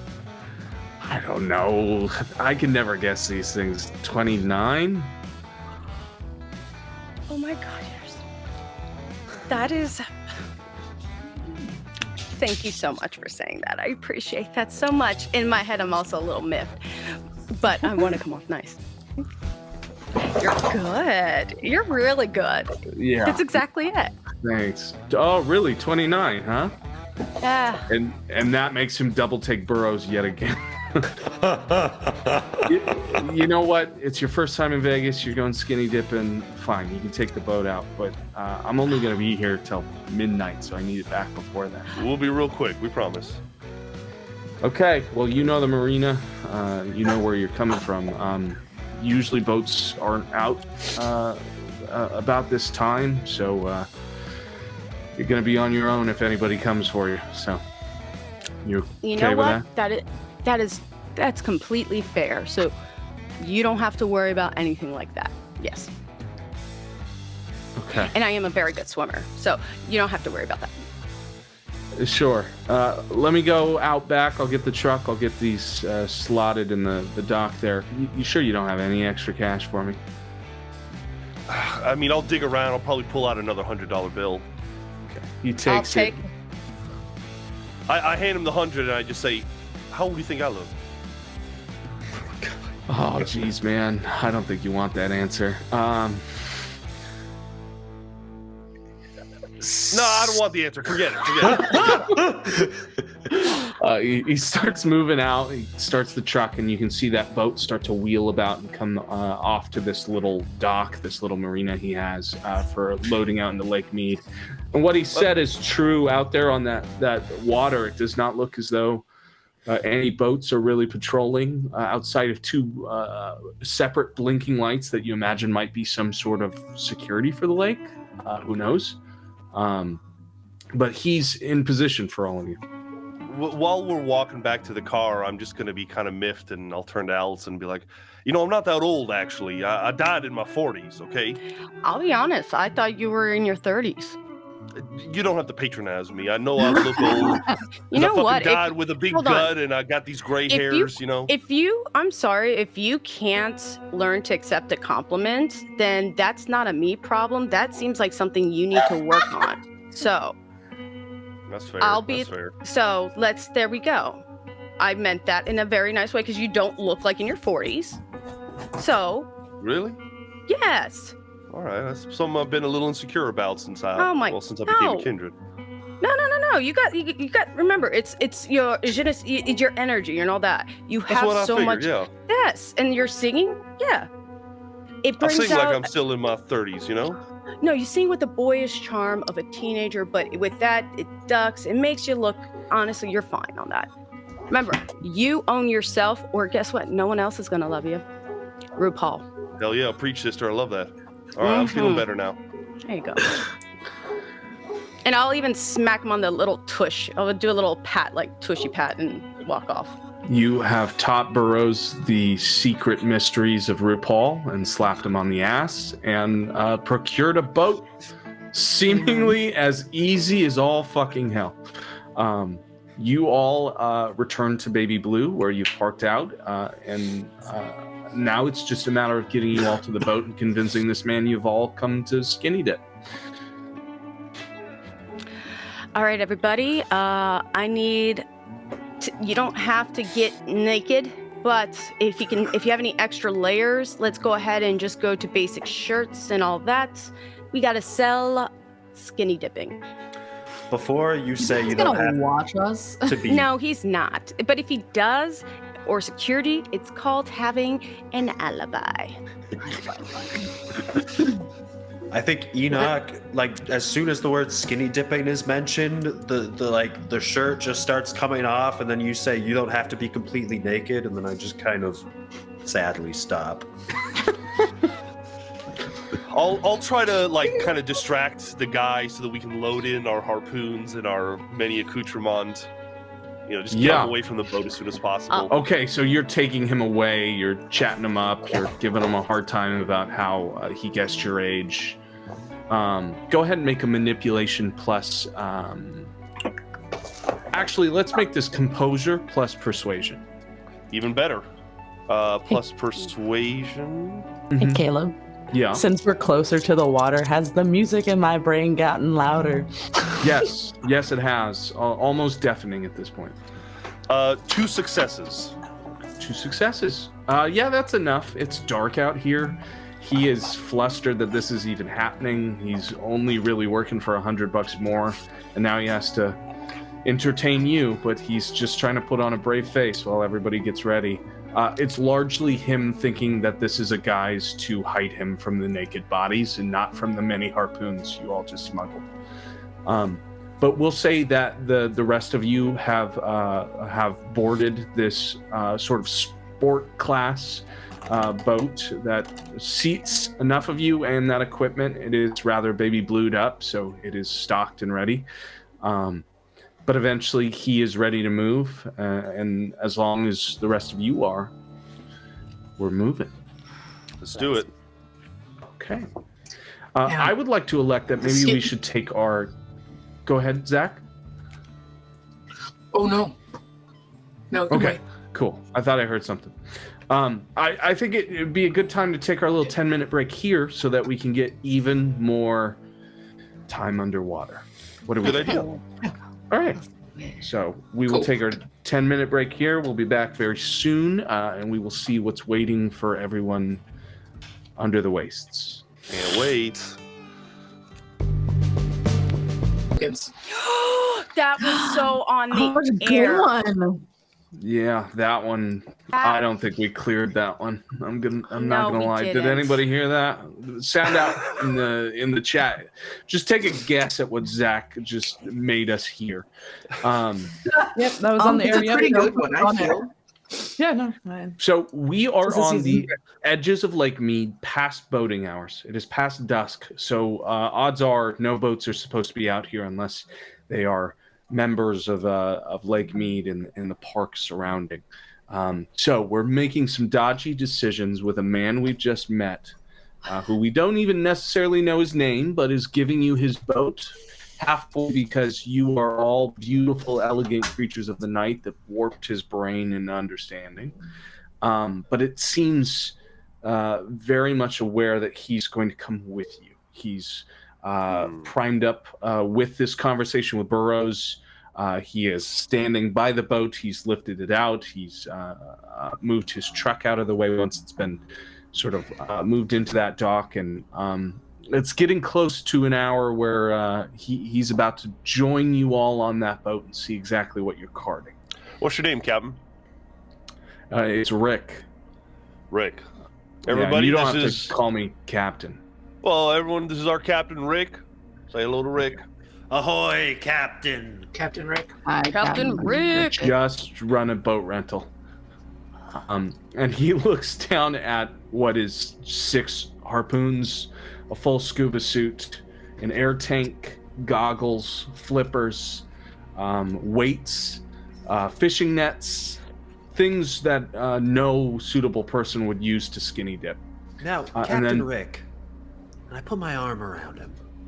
How, on a scale of 1 to 10, how squeamish are you?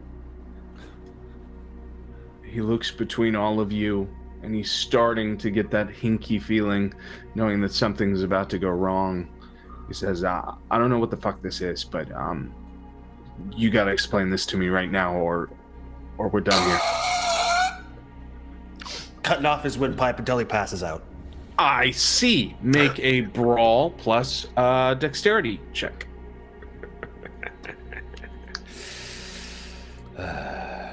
Make sure you're rolling your hunger die, since I'd like to remind all of you that you're all like at 4. Oh, I'm Not rolling me. my hunger die. I was responsible. I'm at sorry. 8 into I it. know. Brawl plus. Dexterity.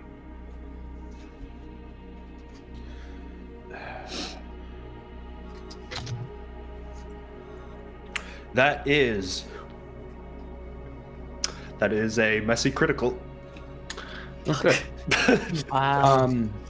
Listen, you are so adept at ending this man's vocal ability that you actually end his life.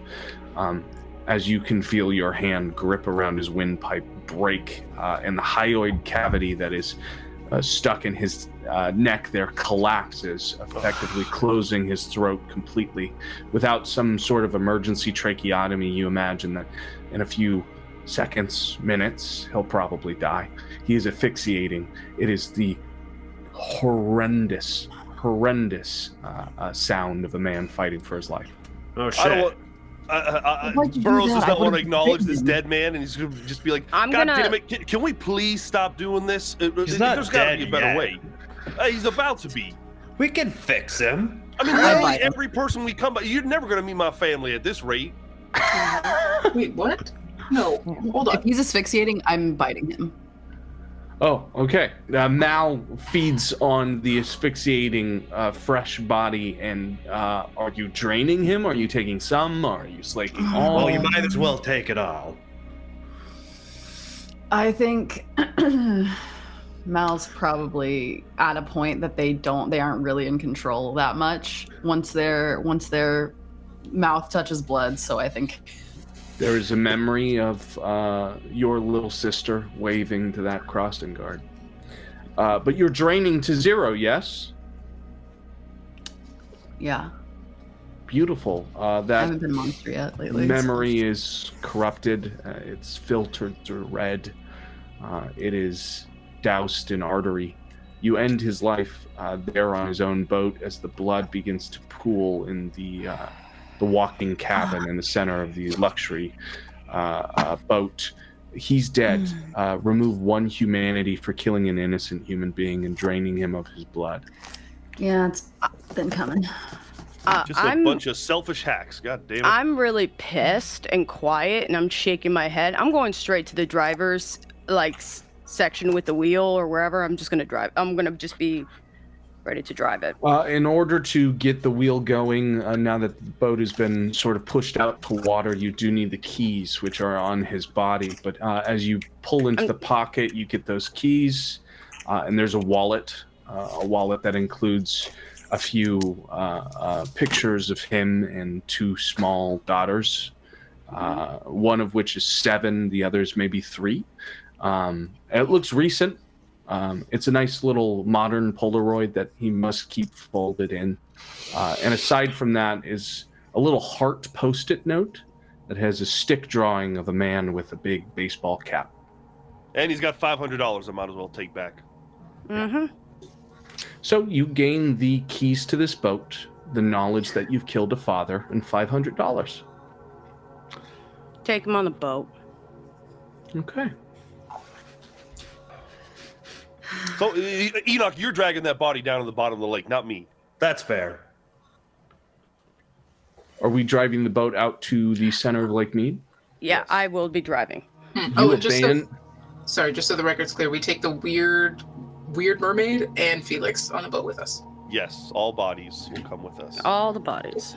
You abandon this man's truck in the middle of his marina with the door still open, the Oh. rental house still unlocked, and you drive out to the center of Lake Mead. How far out are you going? What's the expectation? This is a 1,000-mile stretch, basically, of water that you could conceivably enter to. There are points along the map that would point to deeper areas. It goes as far as about 500 feet, or at least that's as far as they've recorded. I'm going to head in generally that deeper area. Okay. Go ahead and make me a... What do we want to call this? Let's call it science plus intelligence. Science plus intelligence? Okay. That's the one. The whole ride, Burroughs is trying to recite everything he learned when he went scuba diving. You know, stay in groups, stick to the line that we run down. You know, signals. You have to use signals. There's no audio down there. There's no sound. 2 successes. 2 successes. Yeah, you think you find a very nice spot, secluded, that is by one of the cliff sides that line Lake Mead, closer to the dam. And it seems very deep. The waters are incredibly dark at this time. Most of the lights around you are blinking lights that sit out on the horizon. And as Burroughs is fitting himself into that wetsuit and running through his scuba signs, you all park over dark, deep waters. There's little to no sound, at least for everyone except Niles. It is the white noise of a quiet that is palpable. You're here, bobbing on the surface of Lake Mead, knowing that deep below you is something waiting for you. Does anyone have anything left to say before we go down and are completely unable to communicate except through handshakes and movements? Actually, I think let's go over some key ones. Like, this is stop. I feel like this is a good stopping motion. Or does anyone else have something else in mind? Use single digits and that stuff, or how many things you see or whatever. Yes. Yep. Me, Point. you, Up, down. down. Great. Wait, how do we say good and bad if this is up and down? Good. Bad Now, Bad. and good. I like good. Bad. hi. Bad, good. Sorry to interrupt. Brief science note. Since we can actually have the water interact with our vocal cords, we can actually talk down there. Well, Burroughs, don't you have the tank? I mean, yes, I am trying to wear a tank because I'm going to be more comfortable. I don't want to be disoriented down there. But, I mean, if I need to, I'll take it off my mouth. I mean, I could also. Well, yeah, take it off if you want. I'm staying up here. All right, so I think we're we going should to keep leave the signs regardless. Allison up here as a lookout, and the rest of us are going down. So Allison is not going to the bottom of Lake Mead. Not right now. I will have that. I'm going to unravel that big fishing net thing, though, just to get that prepped. Should we take that Of course. down? That could, if that helps. The net, yes. The net, If all right. if we pull the line taut, I think that means Allison should join us. Well, we Like need to one pull. get the hell out for Allison if they're above the water. Well, Yeah. her she shouldn't pull the rope up. The rope has to stay so that we always have an anchor to the boat, a way to get to the boat. So, yeah, I mean, I guess if we pull it 3 times, it means shit's fucked and we got to get the hell out of here as soon as possible. Okay. At that point, I don't even think it's worth them going down. Oh, okay. So if it's 3 Cool. tugs, then I can just take off without you guys. Yeah, no. I said shit's fucked. Wait for us to get up, and then we'll all go. Got it. Okay, so just get ready. Shit's coming. We gotta go. Yes. Gotcha. I just wanted to make sure. Because I'm okay with just leaving, but... You would leave me? You caused another body right now. I'm a bit pissed with you. As you all are planning all of this and the Malkavians are discussing their mutual aggression towards each other, you all notice that Niles is speaking. Niles, this is not of your volition. This is of something happening outside of your control. Oh, what the hell? You speak rather loudly, almost as if reciting poetry, as if speaking from memory. You speak, Lada of the Myers, my heart is yours. Even as I am dust, I am carried on wind to your feet. Breathe me in. And it is as though it is not your voice acting as vessel. That would have definitely got my attention. Do they just say it once, or are they repeating it? It's just once. Okay. And it's almost lost in thought, looking out at the deep, dark waters of Lake Mead. Hey, Niles. Huh? The hell? What? You were kind of just... Was that a song? Was that a poem? You've been acting zoned out since the hotel. You got something to say? I just keep hearing just a song in the back of my head. I don't know. I've never been here, but this feels familiar.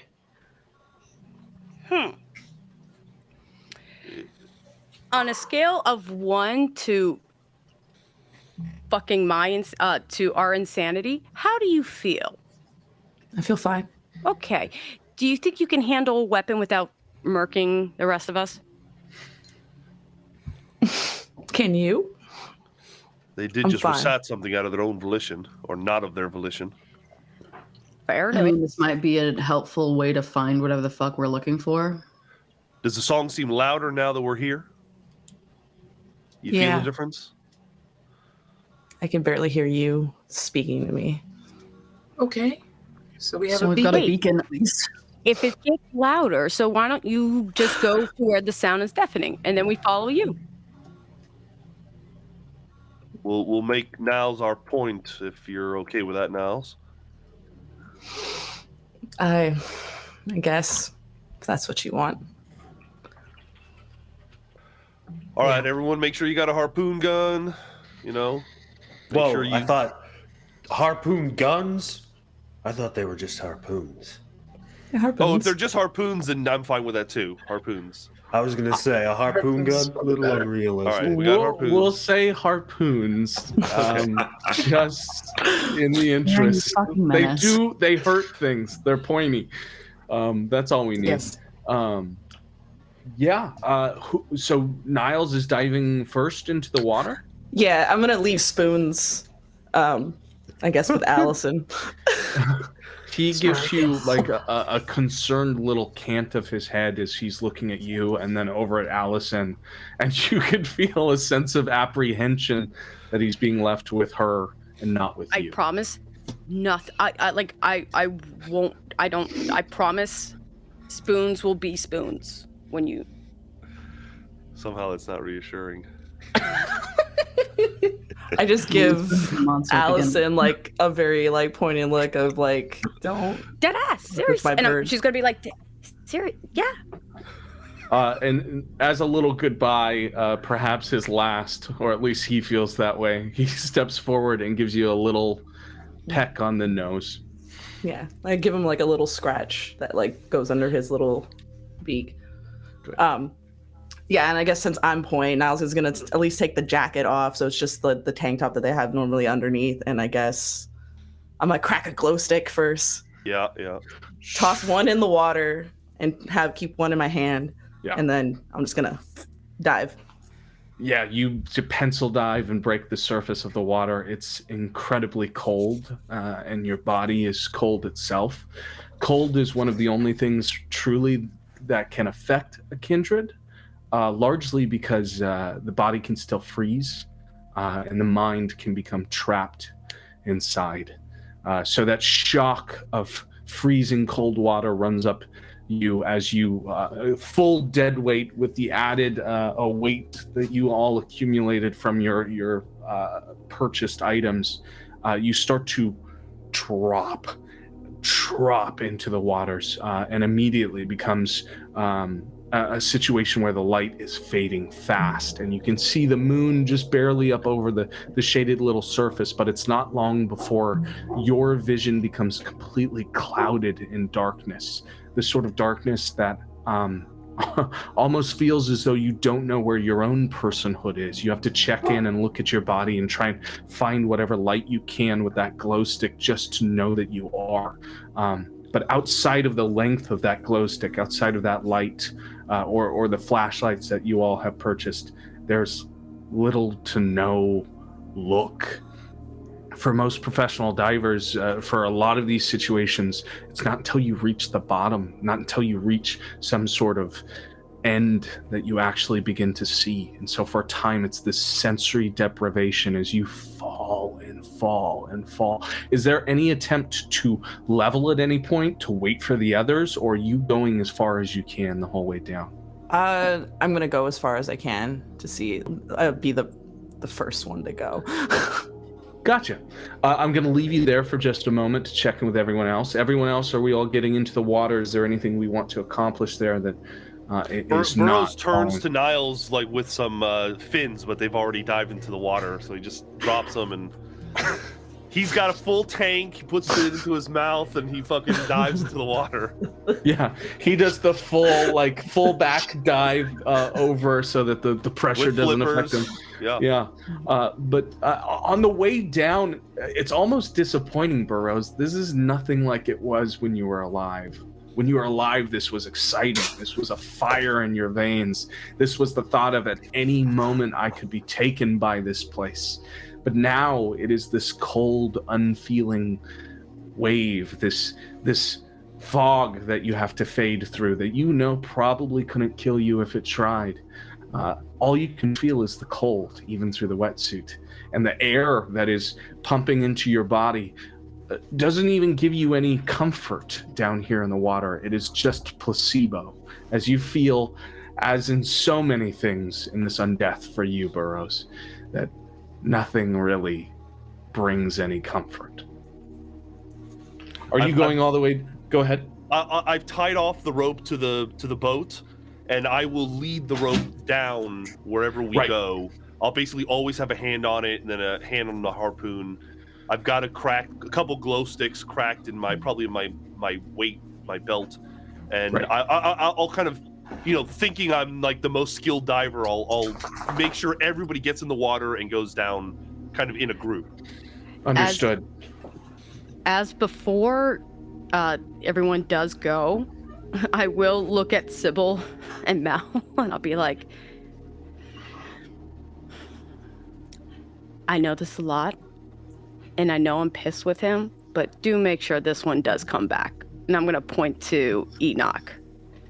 And I'm going to be like, stop fucking up. Yes, dear. Shut up. I'm going to put the flippers on my feet just in case. I got a feeling I'm going to dive in later. And I'm going to also look at Spoons.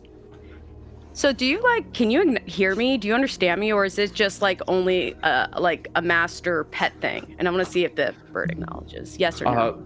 The bird sort of stares at you for a moment, a long extended silence as it just kind of moves its head at you, and then fully 180 away from you and goes to the other side of the boat to the end. You're going to end up loving me, just so you know. Yeah. That's it. You're gonna take Ricky Boy down with you? Oh, yeah. Alright. That's on you then. Take them all down. Yeah. I'll take the boy. The non-mermaid one. Fine, I'll take the mermaid. Okay. I'll take a flashlight, but I'm not gonna turn it on, and I'll take a harpoon. Okay. Yeah. It's incredibly dark, Mal. And with the corpse with you, that's really the only reality-grasping element as you start to fade down into the waters. And it is sort of a Zen experience for you as you settle into what you have called home in the second life. The darkness enshrouds, and it does indeed feel like nothing. And for a moment, memories are quiet. There is something, though, for you. Sort of thrumming, like a heartbeat. Externally or internally? Both? Not yours. Can I feel like a direction for it? God, somehow it feels like in every direction.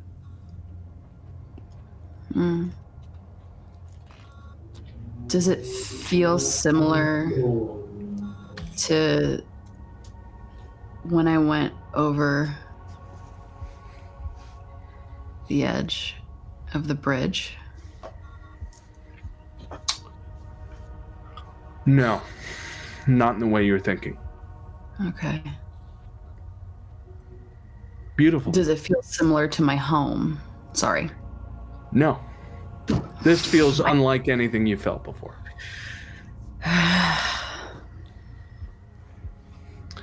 You begin to sink, just like the others. You do find Burroughs, who is trying to collect you all and get everyone together. Is there any attempt to hold hands there to keep to the rope? Are we staying together? Are we listening to Burroughs? No, yes, I think we should all hold hands as we descend into the darkness. Is the line, can we follow the line if we just like sort of kindergarten class style? Yeah. Okay. I'm just going straight down and yeah. Okay. You all begin to descend. None of you truly together, none of you holding on to each other, but onto the ropes. We are disposing of the bodies. When, where, how, and what preparations? Let's go with that first. I believe once we get down, assuming we can make it to the bottom. I don't know how deep we're going, but if we go down to the bottom, I think we just find some big old rocks and pin them down there. So you're waiting until you reach the end. Yeah. Understood. You all continue to descend for what feels like forever. Time takes on a weird external circumstance down here. It does not feel the way it does on the surface, especially in this darkness, knowing that you can barely see out in front of yourself. But as you begin to drop, you have to guess that you've gone pretty damn far, more than 10 feet, more than 50 feet, more than 100 feet maybe. And as you continue to go, it is around 15 minutes from where you felt the first 100 feet that you begin to feel your body change in a certain way. Your eyes feel tighter in their sockets, and your skin feels bizarrely draped against your bones, and your head feels pressed in against itself like a watermelon. And everything feels like you are being constricted, being pressed together. Is there any attempts to change your current situation, or are we continuing even lower? We don't know what the fuck we're doing, so yeah, I mean, I think we just keep going. We're just looking for something. Okay. That hopefully will be in this one straight line. Here's hoping. You continue down, and there is a bizarre sort of cracking that you can hear within your body, and you're vaguely aware that it is you succumbing to whatever this pressure is doing to everything about you. And you try desperately to push past that. Let me get a composure. Yeah, let's just do a composure plus resolve for everyone down here in the depths. Okay. Not a bad pool. Oh dear. We got this, guys. 2 successes. 4 Two successes. 3 successes. One is on the critical die, and one is just a normal critical. What I mean to say is, one is on the hunger die, one is. But so is it considered a messy critical? I think it is considered Okay. a messy critical. Okay, so that's 5 total. Okay. 2. Okay. Everyone had at least one success? Nope. Bestial Oh. failure. Fuck. With 4 hunger coming back to bite you. Okay. I will keep that in mind. There's a panic in you, Enoch, as you're going down. It's incredibly cold down here. And you being a man of science, you know what the body is subjected to when it goes far deeper than it should. And in your mind, calculating, running the numbers, you guess that you must be on the fringes of what is normally capable for a human being. You must be around 350 feet, 400 feet, when it starts to dip into the worst parts of the water's ability to hurt, maybe even into the 450s, close to the bottom of what this lake is capable of. And you're realizing that the further you go, the more you're subjecting the ability to lose everything. It's freezing down here. A part of you would do just about anything to get back to the surface. For the duration, until you are on dry land. I'd like you to remove 2 from your dice pools. Sweet. Okay. Okay. For the rest of you, you steel yourself and continue on, and it is not long before you find it. Must be what Shelley has been talking about. It must be the understanding of the beginning of whatever this is. For you, Niles, the sounds are deafening and have taken on an echoing quality as that song continues to play. But it has joined in a new slurry of voices. That voice that was 3 has become 4, has become 5, has become tens, hundreds. A huge choir singing just for you. But for the rest of you, there is a sheer cliff facing of black ichor within the water, like a wall of pure darkness that as soon as you rub up against the glow sticks, the flashlights, all of it bounce off of it like Vanta Black. There's no way to pierce through whatever this fog is as you begin to completely lose personhood as the lights are snuffed at the surface.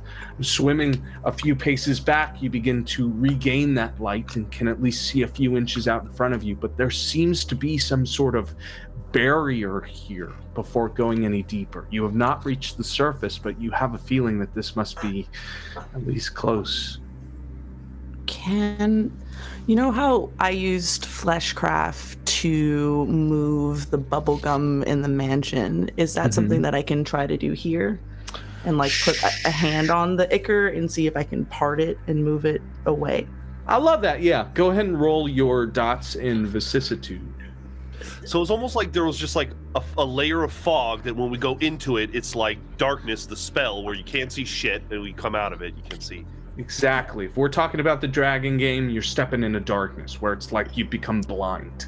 And then swimming up out of it, your vision returns. 2 questions. Yeah. 1, do you need me to do a rouse check? And 2, what else do I pull with the vicissitude? Do a rouse check, just the vicissitude. Just. You're trying some crazy shit here. It's intuition based, you know? Yeah, I passed the rouse check. 1 success from vicissitude. You are able to parse through some of this yourself and allow yourself a little more light from the glow stick itself, and you do not feel as blind as the others do. You have some partial understanding down here, but it is unique to you and only within a few feet from where you are.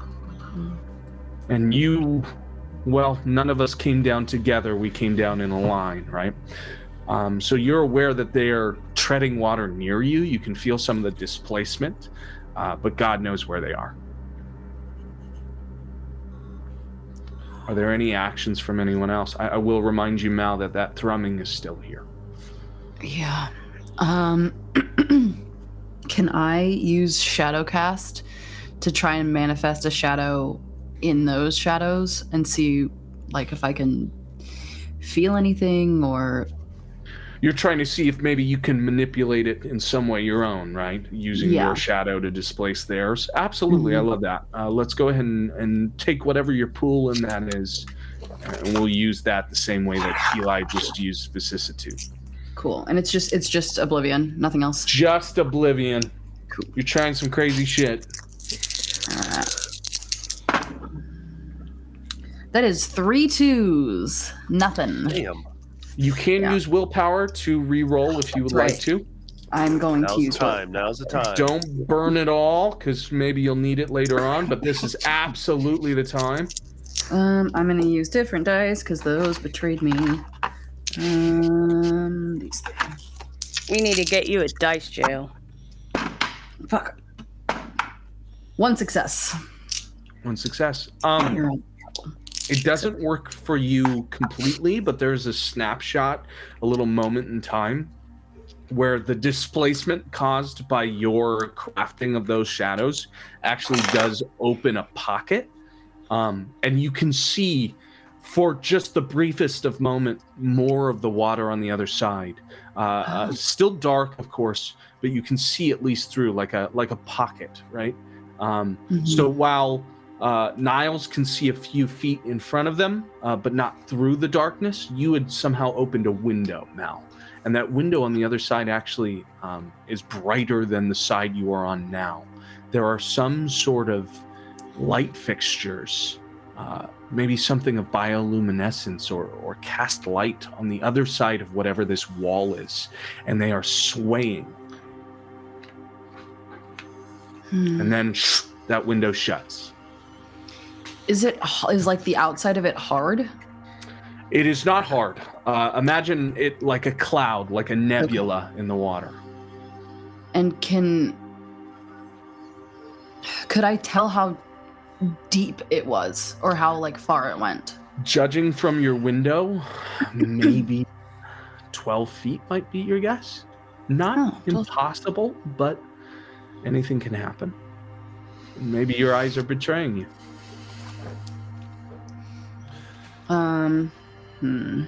Burroughs? I think we've been down here long enough. People have been trying some ways of kind of testing this. I just think Burroughs is kind of like looking around, putting things together. He's gonna... Can we see each other enough that like if I have a flashlight or I'm like pointing it at myself, we can see? No, we're not in the shadow. We're like above it. Yes, okay, above it, you can easily see the sort of very close to the chest. It doesn't really even show you what Burroughs looks like. It just gives the form of someone holding a flashlight that you can absolutely see. I'm gesturing to Mal and Enoch, the people with the bodies, and I point at the body, I go like this, and I point down at that shadow, and then I start acting like a zombie. And I fling the body down into the darkness. Okay. Yeah. You take your mermaid, and after seeing Burroughs' hand gestures, you just sort of drop it through.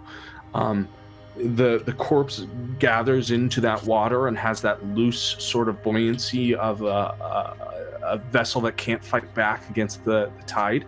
But absolutely, whatever work of gravity is happening here, they continue to descend until all of you watch as the faint, fading figure leaves your light and then disappears entirely into that shadowed space and begins to drift onto the other side.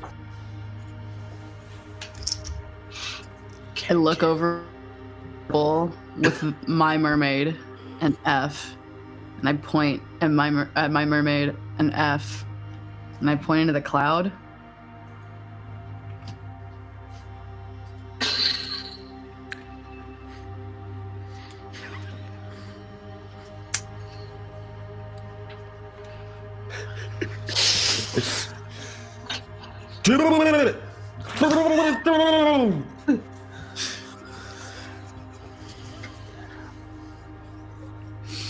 Sybil and Burroughs, I would like you to make wits plus awareness rolls. Oh no. Okay. Uh-oh. Wits Has the thrumming changed any? and awareness. Has the thrumming changed any? Just a steady beat. You could probably put a metronome to it. Oh, look, wow. Spend a willpower. Okay. Okay, that is for me 6, but it's a messy critical. Okay. 9 successes. Nice. Okay. Okay. Oh wow. I got a crit. Yeah. Burroughs. In fact, both of you for this crit, you guys will take an extra die in the pool for dealing with this situation. We'll just have an extra die. Yeah. Cool. Burroughs, though, you will be compelled to violence out of the fear that is building up in your body. That Ravnos blood is gasoline ready to light, and it is telling you over and over again that whatever the fuck is happening down here, you need to make sure you survive. Mm-hmm. So you will have to take the most fatalistic choice when it comes to preserving, right? Yeah, whatever it takes to survive. Yes, exactly. You're out for blood. Burrows, something whizzes past your face. Enough that is close enough to the glow stick that you can actually catch some of the form that passes you. You imagine it's probably taller than you, 8 feet. And the glimpse that you got was of this gray, green sort of surface with these plates, almost like scales, as they whip past you. And then you almost think that some of your scuba gear got out, because there are actual fins that whip past you and then move out into the darkness. I mean, yeah, being compelled to violence, I'll probably just like instinctively swing my harpoon at it. Absolutely. Make a dexterity plus melee. Dexterity and... that is 1 success. Okay. You wildly swing out of instinct the second that you see something, but the harpoon does not catch on to that beast whatsoever. It whizzes through the water there and nearly connects back into your own leg. You have to stop the sheer force that you connected with, but you do not catch this thing. Sybil, you have a better vantage point, being farther behind, and your flashlight catches this thing just well enough. The face of it is almost like a bass, an open-mouthed catfish, one of these massive, bottom-dwelling fish, right? But the face itself is human. It is as though someone's visage had been stretched open big enough to contain stop signs of width, and the eyes are completely empty. They're just open sockets that are drifting and actually catching some of the water through and then ballooning out with this pressure. And you can see that there's some sort of light, like a dancing a candlelight or fluorescent in the ballooned out area where those eyes once were. And you can see plain through, just out of this light, down this thing's gullet, and it almost goes completely back to 8 feet. Easily this thing could swallow you whole. And it whips right past you. I'm going to pull the cord down so Allison won't feel it. And then give like a stop, no, good, I think. Now you do have F in your hands. Fuck.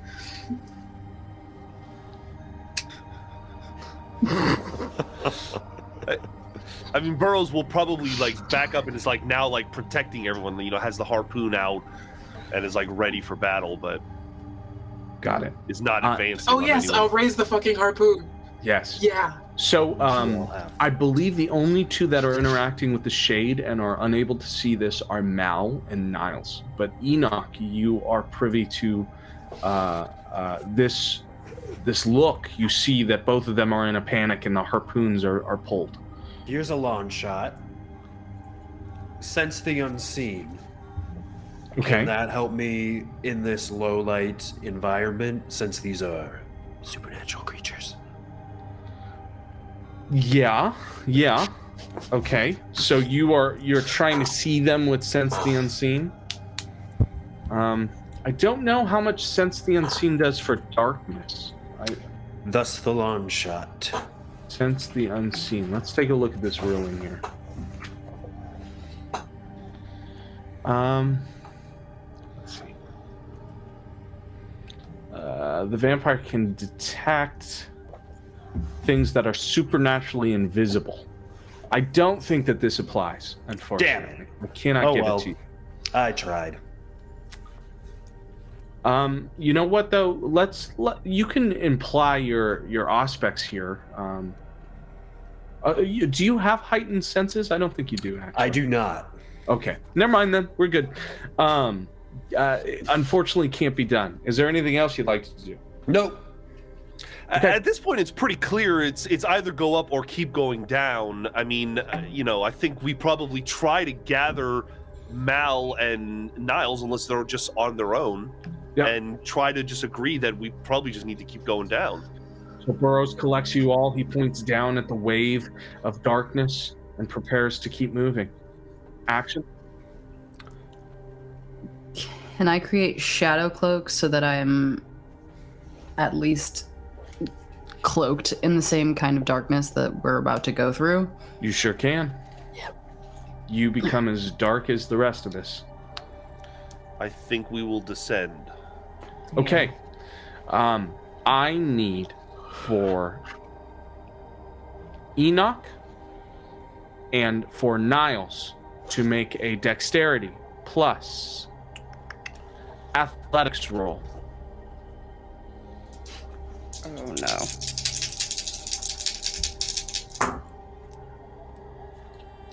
Two successes.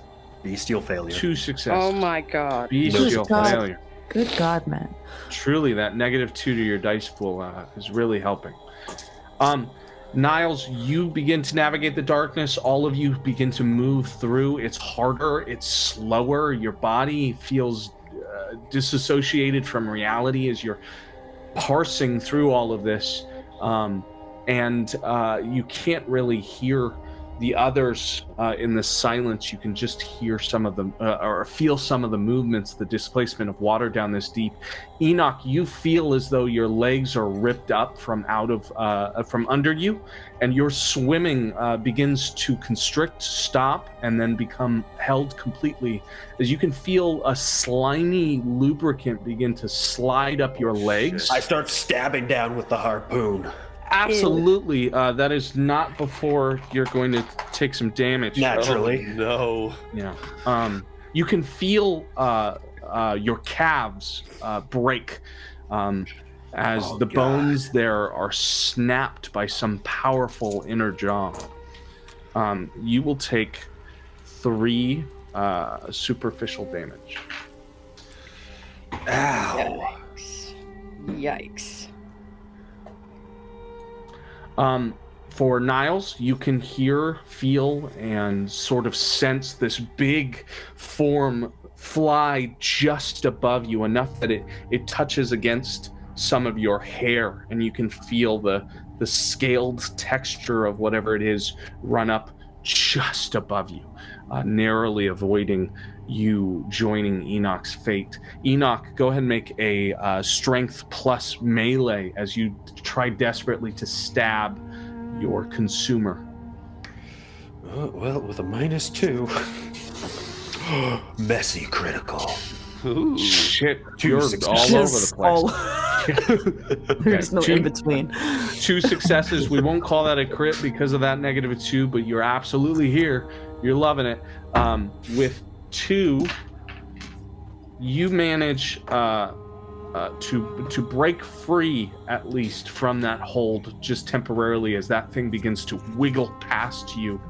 And you can feel just barely what you think are fingers that drape along your back as it fins out into the darkness, screeching out from that attack with the harpoon. It does not seem to affect that thing, but it was enough to get you free to continue into the darkness. Any other actions as we begin to hear some displacements, as there's this weird sonic cry out into the ocean here, and things seem to be going wrong as you have found yourself in a school of fish. So to be clear, we are now in the shadow. We can't Yes. see shit. Completely fucking dark. Consider You yourself said we hear blind. some kind of like sonic scream or something? Yeah, some sort of muffled underwater scream that's baking out Okay. around you, and you can feel the displacement of water, like people splashing. Okay, I mean, I think Burroughs would try to like rally everyone for a moment and just double check. I mean, Enoch, would you just be thrashing like a maniac, like something's attacking you? Oh, yeah, like a complete bitch. All right, so then Burroughs would probably like signal, like pulling on everyone's shirts and sleeves and bodies, go up, up, up, up, and I would try to lead us back out of the shadow. Love that. Give me an awareness plus dexterity. And you're moving up out of the shadow, not further down. Out of the shadow. My main intention is just to make sure what just happened. It could be that he shit himself. I mean, I'm just trying to assess what's going on here. Got it. I could. Awareness plus dexterity. Awareness plus dex. Here we go. 1 success. 1 success. It's difficult. It takes you away from the group, but you absolutely find the Enoch. The trouble is you're now further away from the others. You feel a little disconnected, lost in the shadow. You're hoping that you both are going the way that everyone else is. Is there anything you want to do as you grip onto Enoch's shoulder? At least you're sure it's Enoch. Yeah, I would just grab onto Enoch and try to find that rope. That's the point of the rope. Okay. I'm trying to get back to the rope. Right. Okay, we'll leave you there for just a moment as you start working back towards that rope, hoping you're going to find it. Pulling yourself, overextending just to keep him safe. Any other actions here? Everyone is still progressing downwards, I assume? I'm moving forward, yeah. Okay, Yeah. I need... Have we seen the things? Mal, you have not. You have heard the commotion around you, but you have not actually put eyes on this thing as you've been focused with that fog, and you are shadow yourself. Niles has briefly seen it. Burroughs has seen a great deal of it off the side.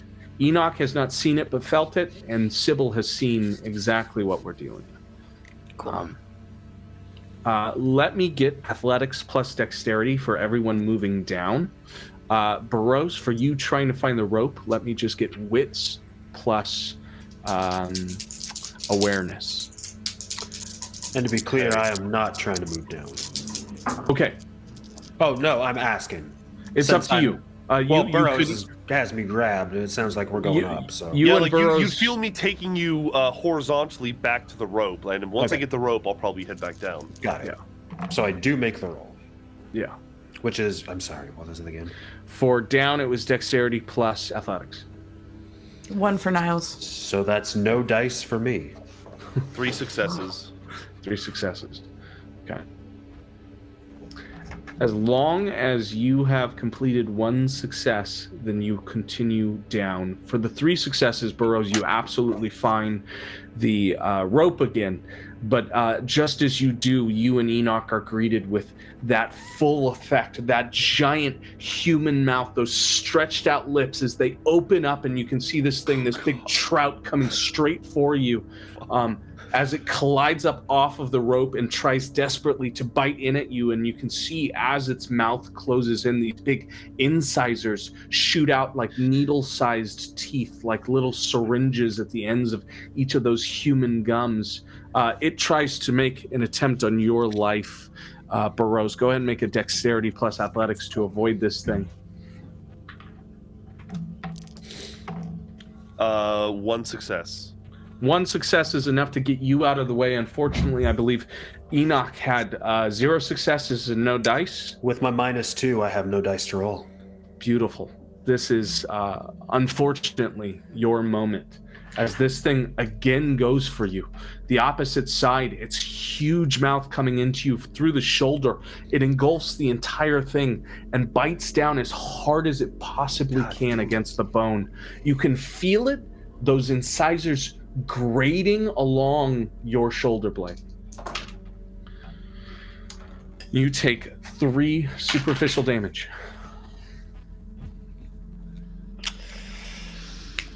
Ow. Yeah, that's bad.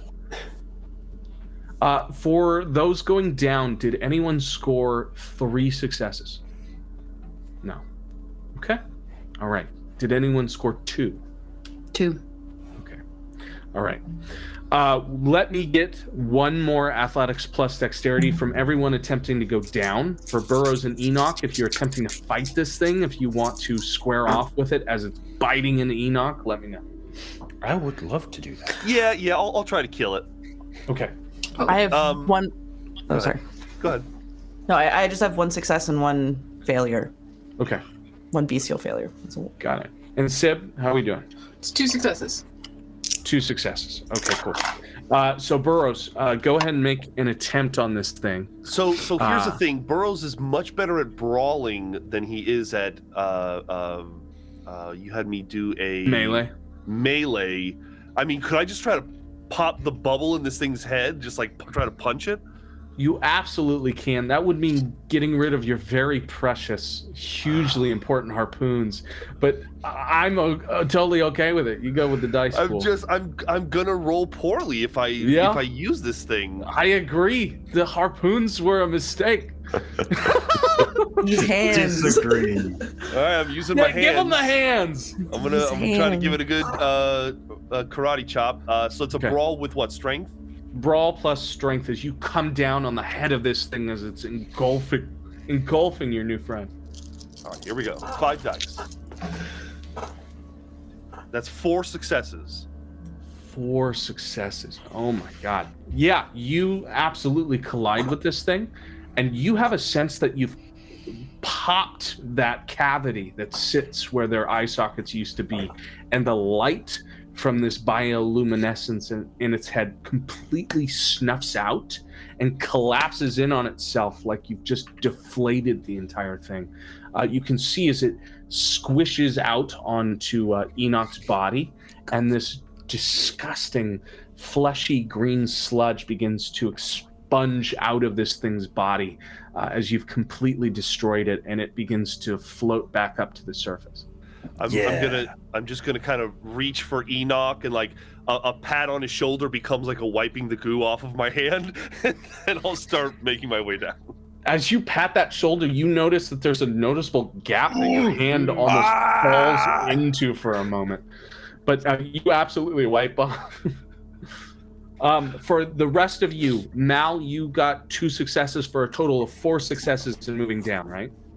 You are the first out of the darkness as you extend out into this other layer, which is the other side of Lake Mead. And those lights, just as you saw them before, these big waving lampposts that extend out for as far as you think you can see them, extend out to this almost ramp up to this huge cavernous area. The light is much easier to see on this side, almost illuminated throughout all of this area, and you can see some sort of massive entrance into what is a cave wall.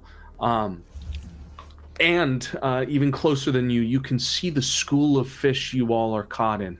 Those mermaids, these elongated human forms that have been contorted back into their own bodies, these hands that are half formed out as sad fins that barely contort into this movement as they ambulate these broken ankles to navigate the waters, and there are dozens of them.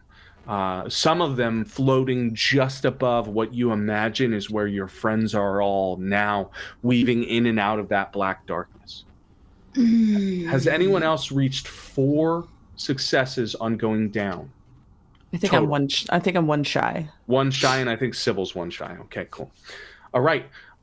This school of fish is swarming around your friends. Burroughs, you just deflated the fucking head of one of these, and it's floating up as you've saved Enoch. You have a hand on the rope. You're all descending back down into this madness. What's the play? Are any of the fish close enough? Like, close to me? Yeah, they're maybe 10 feet away from where you are now, so it's not much of a swim. But you'd have to go up against them. They don't seem to have noticed you. This is terrible. Can I take my mermaid? Yeah. And turn it and kind of push it towards them so that they eat it and not me? Your mermaid was the body that killed F, right? Yes. The perfect. So we don't have to deal with humanity here then. Yeah. No. Let's go ahead and roll manipulation plus athletics to see if we can get it close enough for one toss. It's a Halloween town brought to us. Yeah. I'm sorry this is not a Christmassy session, I've just realized. 4 dice, 4 successes.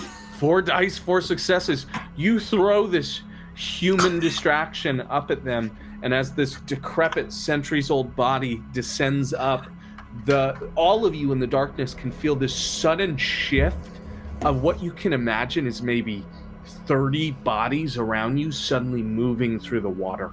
And Mal, you are greeted to all of these distended, open-mouthed, shrouded human beings swarming over this body and attacking over and over until they're almost eating themselves and engulfing over each mouth. It is a horrendous swarm of them. But the rest of you feel an eerie sense of calm set in after a few seconds. Let's get athletics plus dexterities for the rest of us going down. All right, so again, me. If you have reached 4 successes on going down, you have reached the other side. Am I physically capable of One going success, but 1 failure on my 1 on my hunger die. Niles, you have joined the other side. You can see those lights. 2 successes. I'm gonna grab Niles as they come down and just try to keep them close and quiet and like still. Got it. You guys can actually see each other on that other side. You can even make out your features. You can see maybe... Am I visible or am I still in the darkness? You're still in the darkness right now. Okay. You're 1 off from joining them, I think. All right. Enoch, did you roll for us? Made 4. I'm Well, there too. I don't have any dice to roll anymore. We'll call your bestial failure over at this point so we can get you through that darkness. Give me 2 dice. Sybil, you made it to the other side. You're greeted with this sea of lights. Yeah. You still have F with you? Yes. Success. Beautiful. 1 success. Okay, so Enoch is 3 away. Burrows is 1 away. I'm 2 away because I only had 2 successes. Excuse me, 2 away. Yeah. Let's get... actually, let's consider this. I believe with the fish out of the way, the only aspect is finding direction. With the call of your friends... and with some coordination, the 2 of you fall through that darkness and join the lighted side on the other side. And you're all greeted with this horizon of these lights that extend out maybe 15 feet from the bottom of Lake Mead, which you now can see is visible. This big length of sand extends up to that entrance into the cave wall, into what is undoubtedly a cavern. And you can see that each of those lights are extended down to restraints, these huge extensions of boating rope. They look very similar to what was on Mal's mermaid. And it becomes uniquely aware to all of you as you start to descend back into the light and get an awareness of where you are now as more of those schools of fishes are moving above you, the mermaids making their day, that those fishing lines are connected to bodies. So many bodies. A battle could have happened here. You're looking at hundreds of people that line the other side of this cavern, all of them with their hands crossed over their chest, their intestines opened and wrapped around boating wire, and their bodies limp and lifeless and changing and moving and cascading through the water. Well, Burrows first does a quick sign of the cross, just says that there's like a little bit of light. We're not just an empty darkness. And I think he'll swim over to the group, make sure that everybody's looking at each other as we decide to do what's next. I point down to the cavern.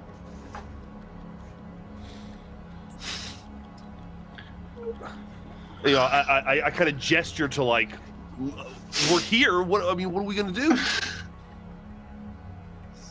Can I activate Sense the Beast? Yes, you can. For the mermaids? Yeah. Yes. Okay. Could you give me the resolve and... Yeah, go ahead and roll it. Could you tell me the range on that? Like, does it have a distance? I don't think so. Let me see. The beast. Sense the beast. The vampire can sense the beast. Thanks, that really helps me. That's it. That's all you need. Okay.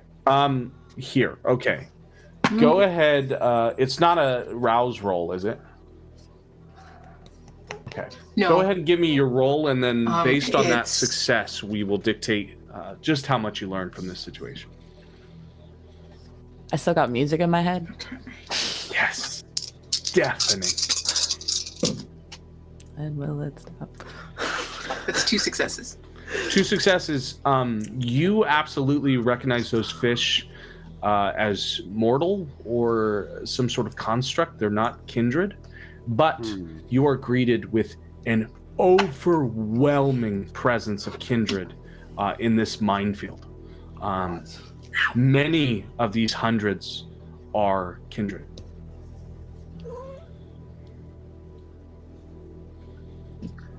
Gangrel mermaids. Okay. And now, just thinking about it, Sib's gonna Sybil, look at the- like having an understanding of that, you do see Nosferatu in presence. You recognize some gangrel features. Some of these look like kindred themselves physically. And this is like a sense that she doesn't Okay. see these people. It's like a pinging system Yeah, almost, yeah. an aura feeling. But then looking physically, as you guys are getting to some of the closer gatherings, you can see some resemblances. Meaning, if we get Okay, closer I'm to the gonna cavern, look like we at the- see people walking around and stuff. Not walking around. They're all Swimming. those tied down individuals. Like in a catacomb.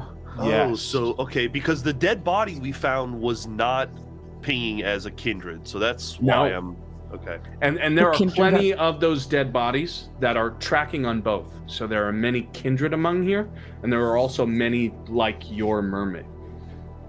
But none of them appear active. They're all just like No, in, okay. all in torpor, in sleep, in death. How far is the edge of that cavern? It's about a football field from where you are now. Is it deep? Like it's like a cave. Like there's a ceiling to it. It is a mouth of a cave Okay. that looks maybe 60 feet to its highest point and 100 feet across, and then lowers into what looks like a further cavern path. And Okay. hopefully Zach didn't need to say anything. I feel like we lagged out while they were talking. Let's see. Hold on. Let me make sure they're Sorry. still in. Oh, yeah. Okay, we can hear you, Zach. So whenever you're ready. Yeah. Okay, cool. I'm like, am I still lagging? You A were little. lagging, but we'll just take it slow. Okay. Then Sid's just gonna turn to the actual mermaids, and we don't have a kill function, but she's gonna look at him and and I think just to distinguish that we can kill the mermaids but leave the kindred. Okay. I'm gonna gesture toward F in Sybil's arms, and then point to myself, and then point to the cavern.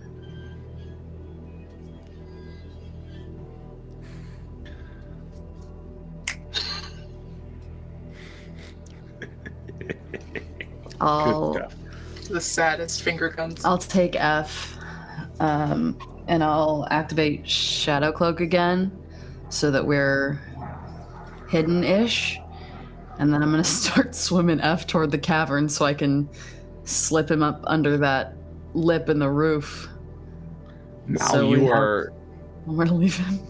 you're moving amongst the minefield, and you become acutely aware that you're dragging this body in amongst like fields of people, an unimaginable amount of people. This could have been a town, a village, if they were all still living. And there's no telling who is who and what is what. But there is this silent movement in through towards the cavern. With your shadow cloak, you make it very easily across that football field and can look back at your friends who are on the other side. And you find that this cavern sort of empties out into this path that you could probably extend up out of. That is like a little tunnel situation. It looks like you could follow the water up.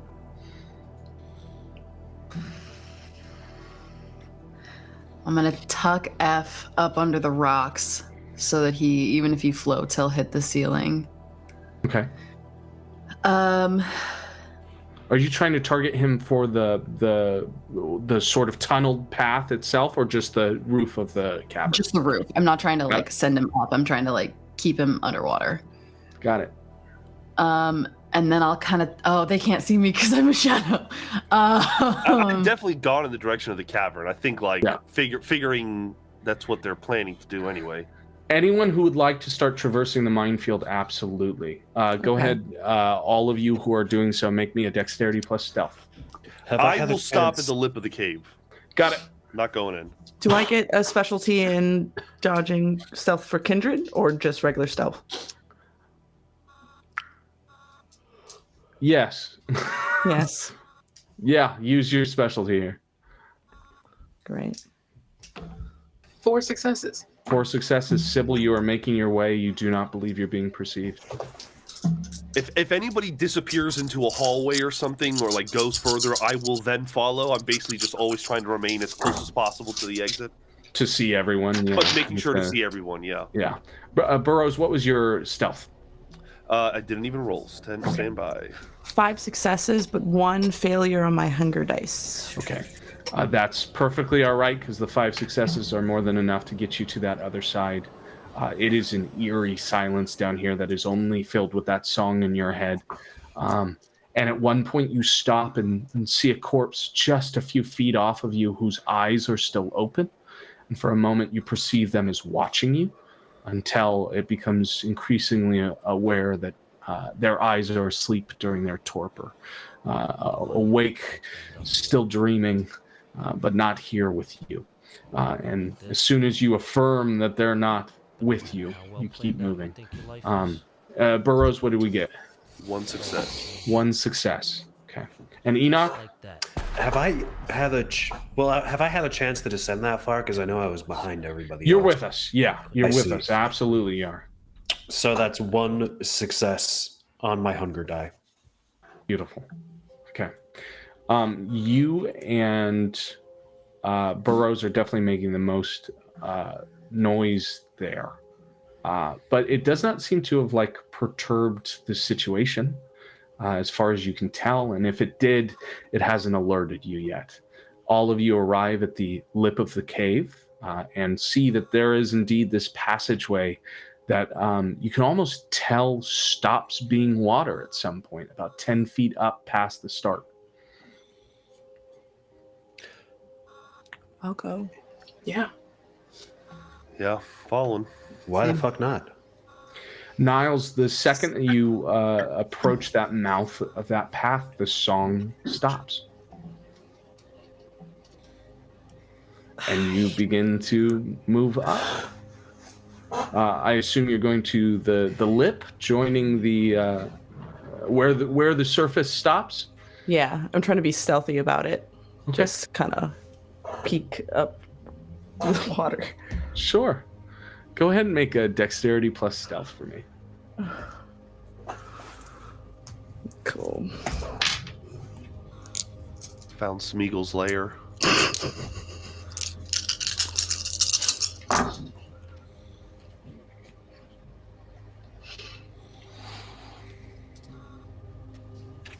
I have 3 successes, but two failures, and one of those failures was on a hunger dice.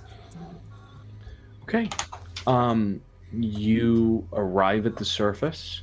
You're a little louder than you'd like as the slosh of water connects with the cave surface, cave floors, and it begins to bounce off this big echo that extends out through it.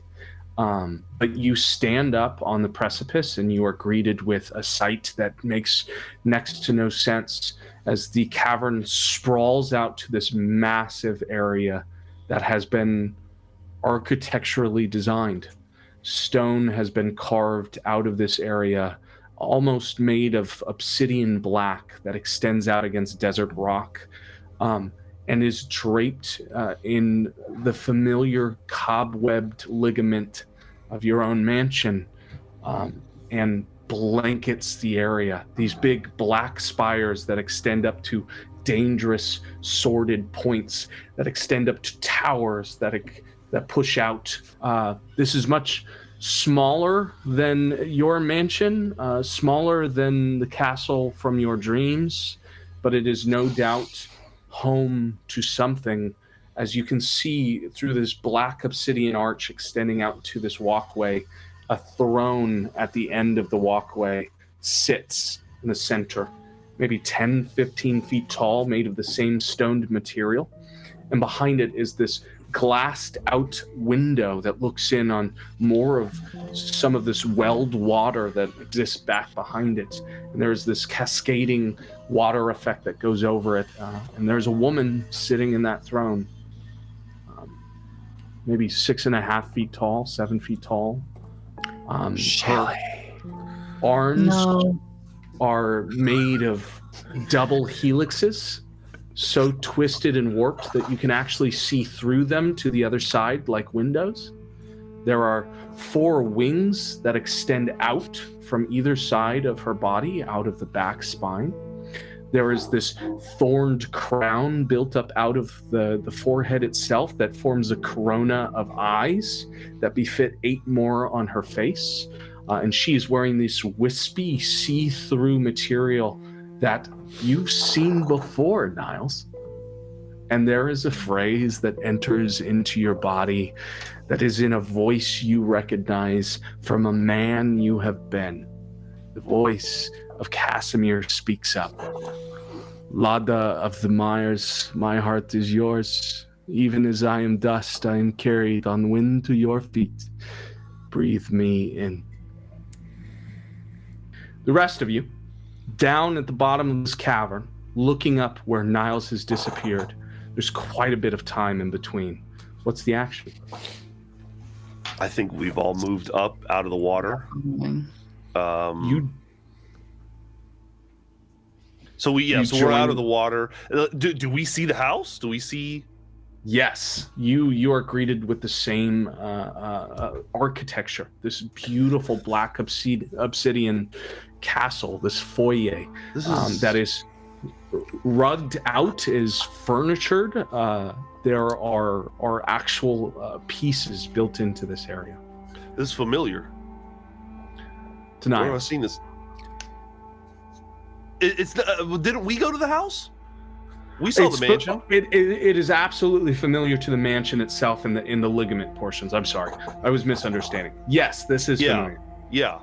I'm gesturing to Mal because I think Mal was the other person that went to that house. Yeah. Where's Niles?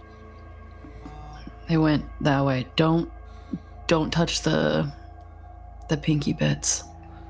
You all are completely in view of this woman too. You can see her as well. Niles is a few feet in front of you, sort of transfixed in the center, but the straight shot past the ligament that runs out the sides along this full cave is straight to her in this throne at the end. Paging Mr. Lovecraft, Mr. H.P. Lovecraft. The craziest shit is always just under the surface. Niles. What? I'm looking at them and I'm looking back. I'm very confused and scared. Have you seen this person before? In a dream? I didn't think. Was it a good dream?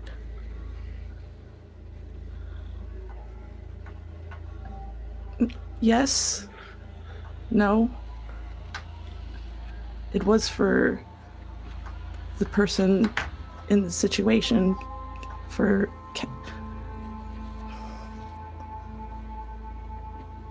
I didn't think she was real.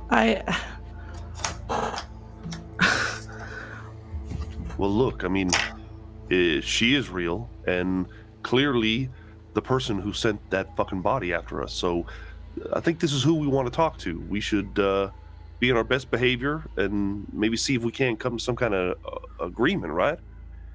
So no stabbing? As much as I'd like to, not yet. I doubt it. They're putting kindred and torpor. If they're doing anything worse than that, if we leave her alive, that might be worse. So stabbing. I'm going to say that as quiet as possible. Let's talk to her first, I guess. I got a couple questions, to say the least. What the fuck's up? If the thing can even talk. You hope that the walls do not have ears or eyes. And I assume we approach into the foyer. Is that the plan? Yeah. Sure. Niles at the head? Yeah. Yeah. Okay. As soon as you enter into that big foyer, she stands from the throne itself and becomes, God, even taller. She is unabashedly wispy, beautiful in a way that draws your attention in completely, but so horrendously ugly to the eye that it is hard to look. You are caught in this limbo of understanding. You are looking on a dragon, and you are standing in its castle. She approaches, takes a step, and it's in that moment you can tell that she has no heel to her foot, almost like a curved, deered appendage. Her feet are built-in heels themselves, these daggered knives that scrape the floor itself. Her hands as well extended out, these massive fingered blades. And you can see through her, essentially. There's a hole in her gut that shows you behind, as if she's completely transfixed her body. These massive bone spurs sit out in front of her collars that extended out like a gorget that sits over her. But she approaches. She looks to all of you. She says, I apologize for my emissaries. It is not often that I run into people I'd like to keep alive. That's a good start. How have you been, my darling? And she approaches Niles directly, those big, clawed, double-knuckled hands coming up to you, Niles, and she seeks to brush those hands against your face if you allow it. I do, but I'm like shaking because I've never met her, and I don't like give her like a very unrecognizable look to her when she does that. Her eyes are these black scleras that look at you, through you, around you at all times, and they blink independent of each other. Casimir, you have taken on a new form, my love. I'm Niles, not Casimir.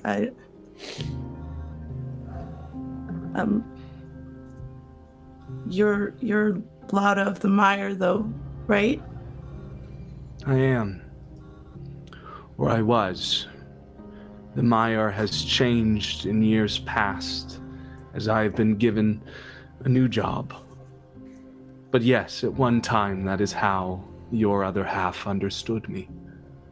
We were close, bonded in such a way that I can see the glint of him in your eyes now.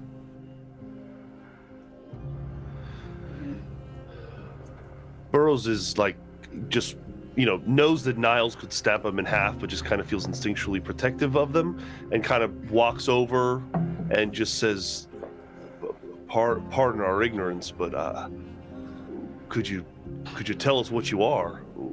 Who you are? We know your name. I am Lada of the Mire. I am a dragon of Clan Zamisi.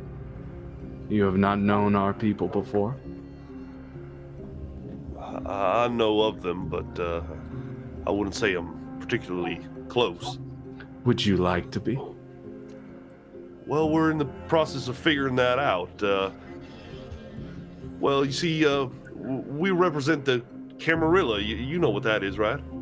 I do. I have had quite the run-ins with the Camarilla in my years, although I do not subscribe to any belief. I think it hinders our ability. I don't care one way or another. All that I care about is, well, we're put in charge as watchmen. Anybody want to interrupt me any time, feel free. But we wanted to see if we could come to some kind of agreement. We heard a lot of kindred go missing around Lake Mead, and, well, we see them for ourselves. You think maybe you could ease up on that? No. Well, you see, unfortunately, Prince Aloysius doesn't ask about these kinds of things. He entrusted us with cleaning up these sorts of events, so I'm afraid you're going to have to shut all of this down. There is a new prince. Prince Aloysius Grant. Yes. Did you have some sort of arrangement with the previous prince? You could say that. I am but a watcher.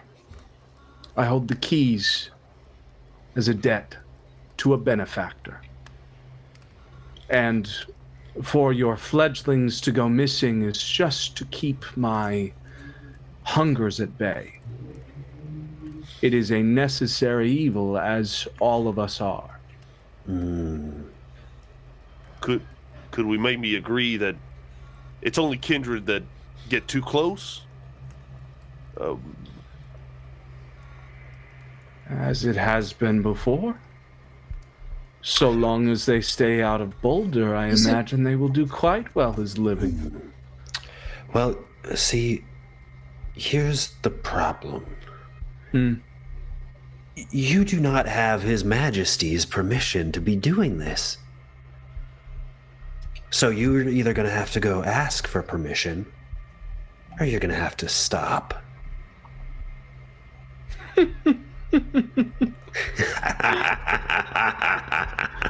You're very astute, aren't you? She turns and looks to Niles. Your friends have changed, Casimir. You used to have such good taste. I've just recently met them. They're a part of our coterie, and Of the other, of the one you still possess now. yes. And do you stand with this one? She gestures back to Niles with that big extension of the hand. Or shall I arrange? I think he's just speaking on what he knows and nothing more than that. I wouldn't But he hold him to it. knows so little. That is the issue. Well, we'll figure out the important stuff later. I think what Enoch's saying is right. If you want to keep doing what you're doing, well, you're going to have to ask permission. Why don't you go to the prince? At the very least, let us go and communicate your intentions. The only grace that you have arrived in my chambers is the understanding that Casimir was coming to visit. And that is to be reunited with my love, my knight, my protector. That is what got you in the door. But what I do here is above princes. It is above kindred. It is above the world. And I have no intention of allowing you to spread that secret without hindrance. So, you have a decision to make. You are in my castle. You can pay heed. You can kiss at my heels. And I can make you beautiful. And I can tell you what it is I need done. Or we will come to blows, and Casimir will show you exactly what happens when you betray me. You have no domain here. I don't see why we would kiss at your heels, as you say. Anyone else want to find out what this favor is they seem to be trying to insinuate? I would rather do that. I do. Yeah. But what about this being made beautiful, like we've been calling them mermaids, like Yeah. those out there, or like the hollow kindred. More on the akin to walls. myself. Do you not consider me to be beautiful? You are not forced to be remade in my image if you so love your normalcy.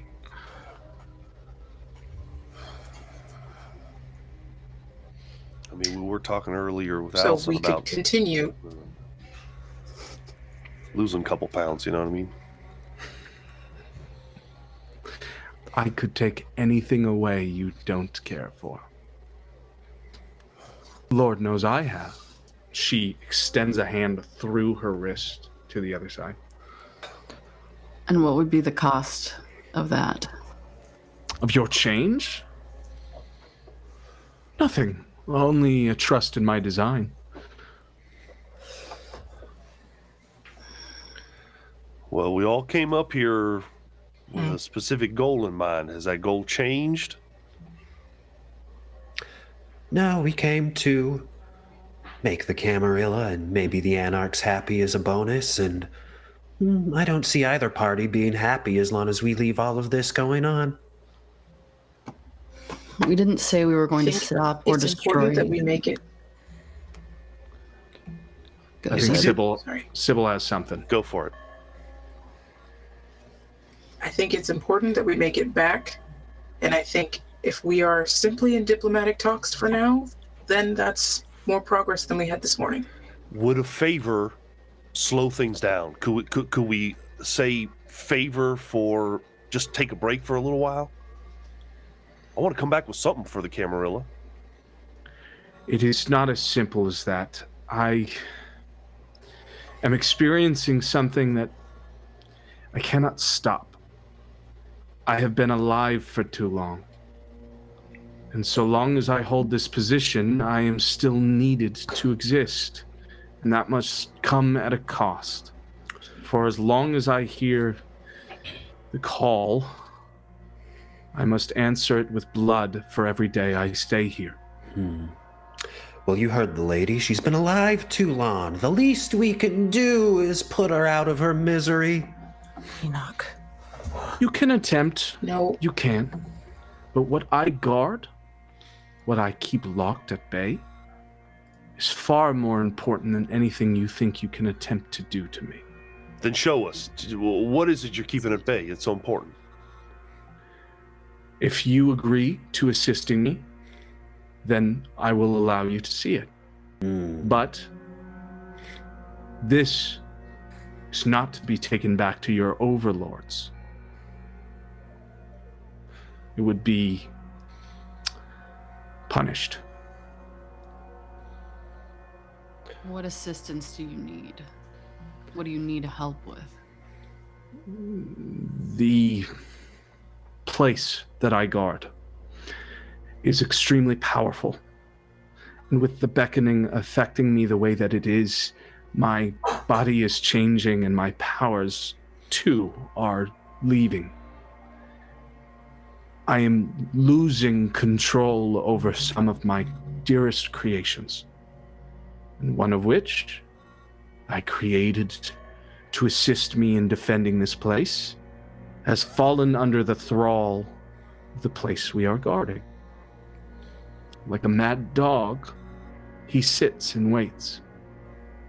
I must put him down. But I worry that if he can betray me now, he can betray me again. And I do so love my creations, I would not see them killed by my own hand. So if you kill the guard dog, you can see what he's guarding. Was it here or you that sent those bodies after us in the I hotel sent room? the emissaries after you, but without an understanding of who you were. This is how I feed. The emissaries go for me in the dead of night.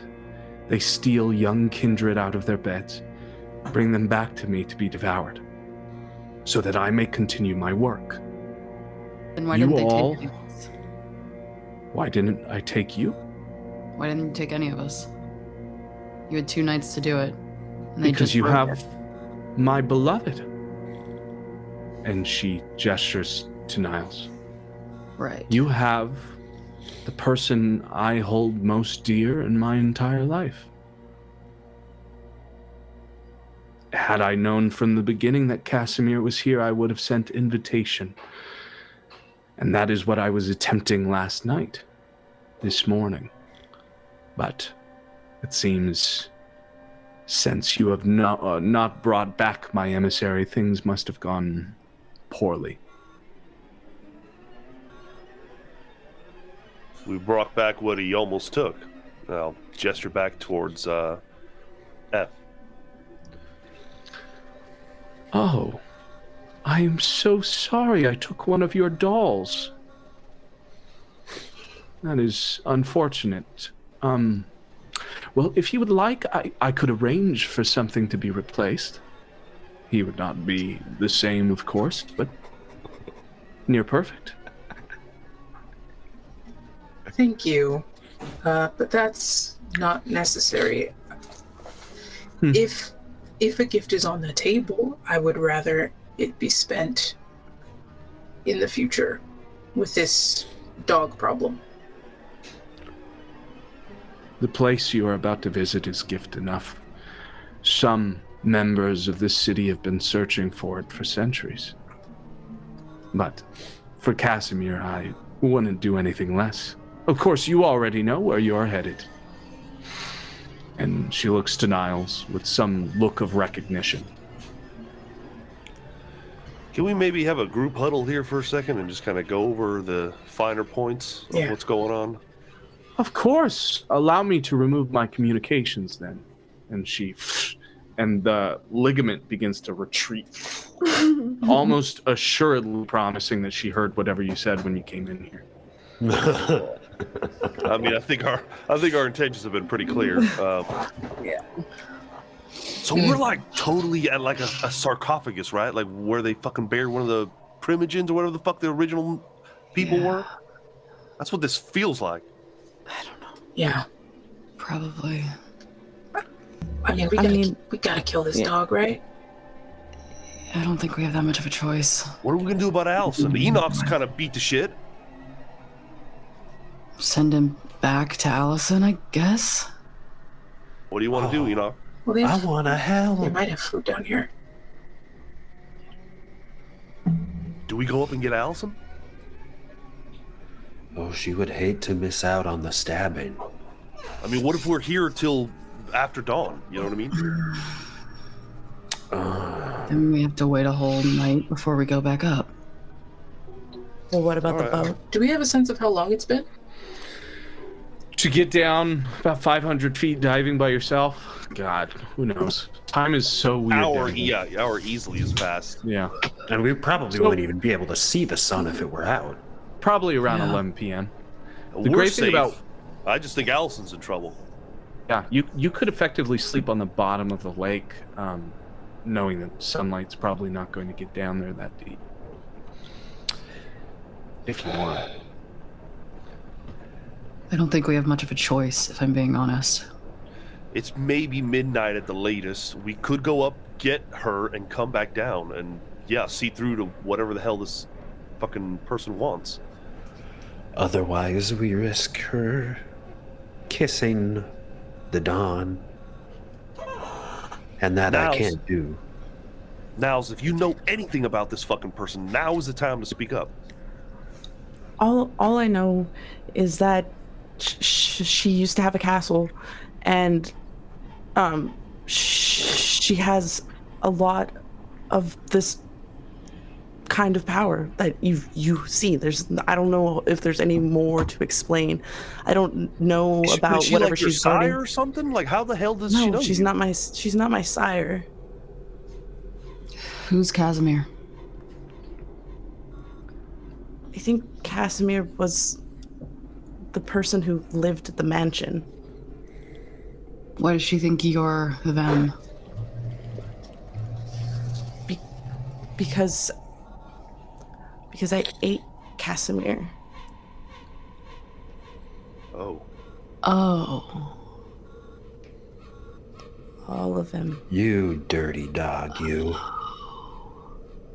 and I don't know what that means, but Well, it means we got a slight advantage. This person seems to have a liking to you, so at least we know they're not going to immediately turn on us or something. But then again, we can't be too sure. so what? You guys are gonna go get Allison, and we're gonna do this? I think we have to. Can't go home empty-handed. It's better than nothing. Yeah. Has the thrumming changed at all since we've been inside this like air cavern? As soon as you got out of the water, it stopped. All right. Who's going back up to get Allison? Well, I suppose I should. I mean, you got a broken leg, man. Maybe you should just chill out. I can do it. I can get past the fishies. Okay, but tell her I love her. No. You can tell her yourself. She'll be back soon. All right. Mal and I will go, and we'll be back with Allison. Okay. In the interest of fast travel, let's get a dexterity plus athletics from Mal, from Burroughs, and from Allison, and that will decide if Allison joins you here in the cavern. As long as we succeed, we're good. Okay. We need 2 out of 3 of you to succeed, and we'll put this DC at a 3. You said dexterity and what? And stealth. All right, and burning stealth? with willpower, I will have 2 successes. I think that's what I said. You said dexterity and athletics, I think. Oh, We well, can do stealth. yeah, whatever. Whichever you want to do. Didn't make a Then difference. 2 That's successes. 1 for me. 1. Ooh, thank God. I have only 1 success. Okay. All right. We will call that a win then. You guys come back down through the water. It is arduous, Allison. It's terrifying. But with the 2 of them knowing exactly where they're going and the school of fish distracted, you all make it into that. Hold on. We got to think about this because when we get to the surface, there is a anchored boat with 2 dead bodies in it. No, we took those bodies. No dead bodies, No more just bodies. a little blood. Everybody's. There is Mal- an anchored boat with a little blood, a truck that's still open, and a boat rental place that's unlocked. But that's about it. I mean, he got lost at night. I'm thinking I cut the fucking anchor and let the boat drift away. Absolutely. Get all of Okay. our shit off of it first. Yeah. Mm-hmm. Yeah. I want to make sure Spoons is like circle above, I guess. Or hang out in a tree nearby. Yeah. He looks a little upset that you're giving him orders, and he kind of like caws and flaps his I'll say wings a little bit. please as it sorry, please. He caws back and then takes I to the fucked sky. I hate to add another wrench to this, but correct Wrench me me. if I'm wrong. We had Rufus with us, No, I don't think. unless we want to retcon that. I thought Rufus is Rufus- in baby blue. Yeah. I thought Rufus was back at the club. No, we took Yeah. him No, with- we took Rufus to Mead. Gotcha. Rufus is chewing on the hand back in the baby Rufus blue. is chilling. Is Rufus? Where is Baby Living Blue? underwater the whole time. It's parked. Yeah. So on one of the open like 24-hour shores, so far Great. from the scene of the crime. Great. That was my main concern. Cool. So we are good. Okay. Alright, You comes the all bell. are back in the Obsidian Palace. Yep. During the duration of the 3 of them getting back up there to get Allison, Lotta has actually fed all of you. If you partake in some of the chalices of blood that she's offering to all of you, you can slake 2 hunger. I don't eat it because I assume it's human blood. Yeah, it's human blood. But you could always ask your preference. I don't. I Burroughs- just don't eat it. Okay. Burroughs does not prefer it, but I think I need to go into this battle ready, so I will slake some hunger. Okay. Who else is drinking from the Caleb? I'll chalice? take a piece of that. Okay. Is there something in the blood I need to be aware of? Like, is it anything but Are you human? searching for that? Yeah. Sure. Go ahead and Something in the make blood. Yeah. Damn make right. an occult plus wits.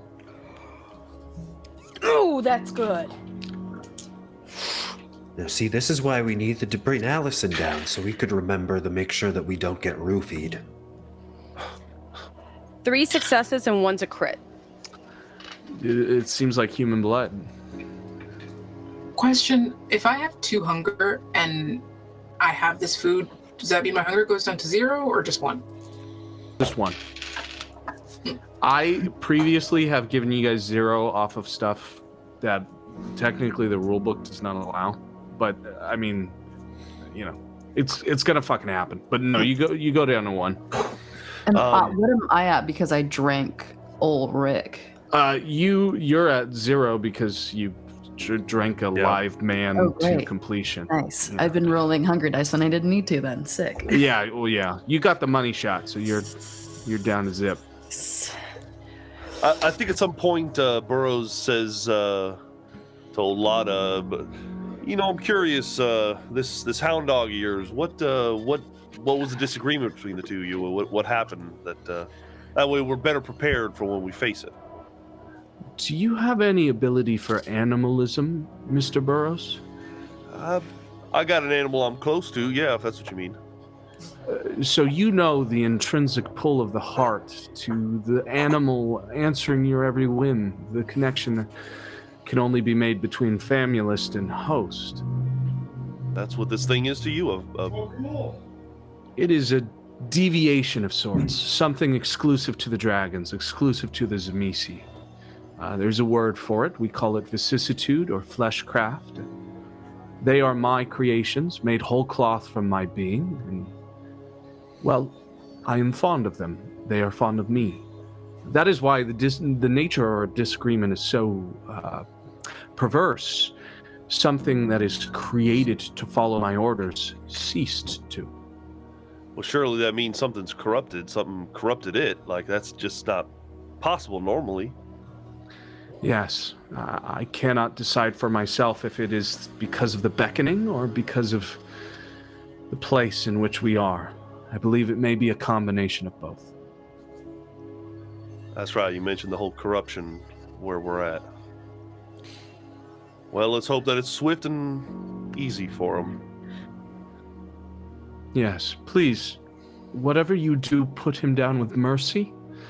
He was kind to me.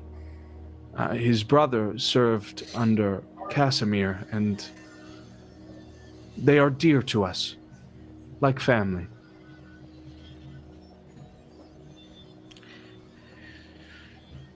So, question, is anyone else drinking the blood? I drank some. I didn't drink. I took a little sip. And I'm going to look to you knowingly. I'm like, is it good to drink? Yeah, it's not the best, but it'll get you fed. Okay, I'll take a sip. Okay, so that was Burroughs, Enoch, and Allison who took a sip, yeah? Did Sib? I took one too. Okay, and Sib? Yeah. Niles, no. Mal, no? Okay, cool. Awesome. Okay, what's the plan here? We got a little bit of time. I guess we go take our harpoons. Yeah, that was useful if you're good at that kind of thing. I'm better at punching. A lot of this thing is just a creature. It's just a matter of poking it enough times till it stops moving. Yes, just mortal flesh, really. If you can abandon its connection with this physical realm, then it will die. He is rather big, though. Always very proud of him. Can he see or hear? Does he have all of his senses intact? Yes, he has his senses. Okay. Some of him is half forged. Some of him is metal, so it does slow him down some, but he is with all of his faculties. Question on, so you can actually, it doesn't matter regardless, bone, tissue, ligaments, you can form any piece of art. The power's in the flesh, my dear. Anything that I can build out of, well, tendon, I can make real. Are you interested in such things? Oh no, it's just a hobby of mine. I'm not as artistic as yours. Mine's is a little bit more how do you say, a little bit rougher around the edges. Of course, there is no shame in being an amateur. Very few can rival the art of the Zamisi. It is something to control the very flesh that we wield. Oh my gosh. So you can shape anybody's, even their face? Wow. Like the bone structure and... How do you think I came to be what I am? I'm almost gonna want to touch the face out of like pure awe, but I'm not going to be like... If you'd like, after certain favors are paid, you and I can have a conversation on some of the finer points of art.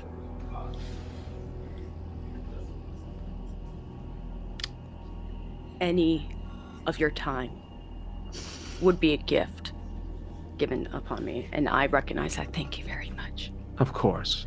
This, the twilight of my life, has brought me to an understanding that there are many things I haven't passed on yet, and I would like to see gifted to the next generation. Oh gosh, I left my phone up at the boat. I just left. I didn't have art to show. Never mind. I could show you some of my sketches next time. It like an art book. I have images of my art coming. Sorry. You see. Well, I can show you to the pathway. We are maybe 2 chambers away from the lamplighter, and once he is dealt with, you will behold what you are looking for. That's what you call him, the lamplighter? Yes. Hell of a name. It will make more sense when you're greeted with his visage. Not bad. Well, I say I'm all ready for getting a head start. Anybody? Absolutely. I guess let's go. Is there anything we'd like to ask of Lada or do before we start moving into these chambers? But I have like too many overwhelming questions I need to ask. I think though I just want to like mention to her, maybe not looking her in the eye like I normally do, but I just want her to know that like I'm not really Casimir, and I'm not the person she's hoping that I am. Okay. And I don't know what this means and why she even recognizes me or all of that, because I'm a gangrel, and that's it as far as I know. My love, I'm confused. You're telling me you do not possess Casimir within your heart? I think so. I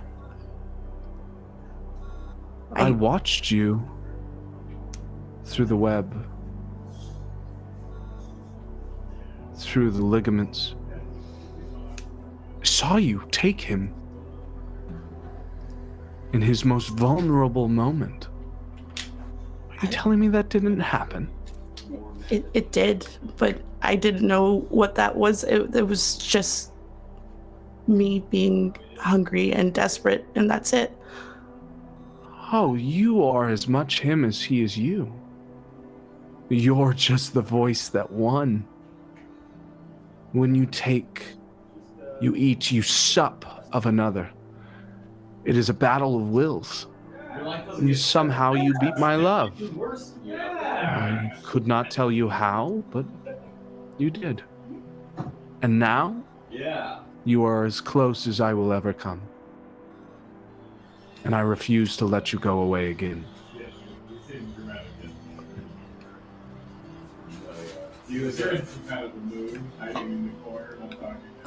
Okay.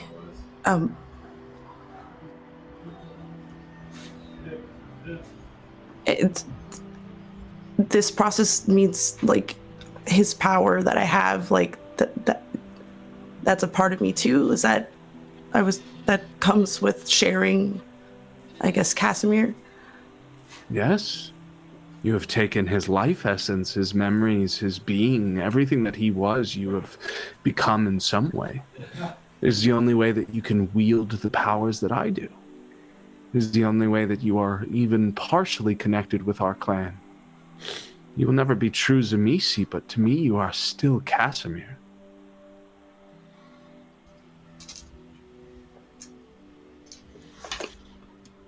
Do you see this as a fault, a loss on your end? No, I just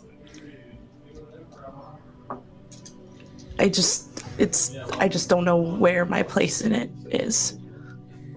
Your place is as it has always been, by my side. If it is a place that you need a sense of belonging, you have been by me for centuries. Why not continue, even in this new life?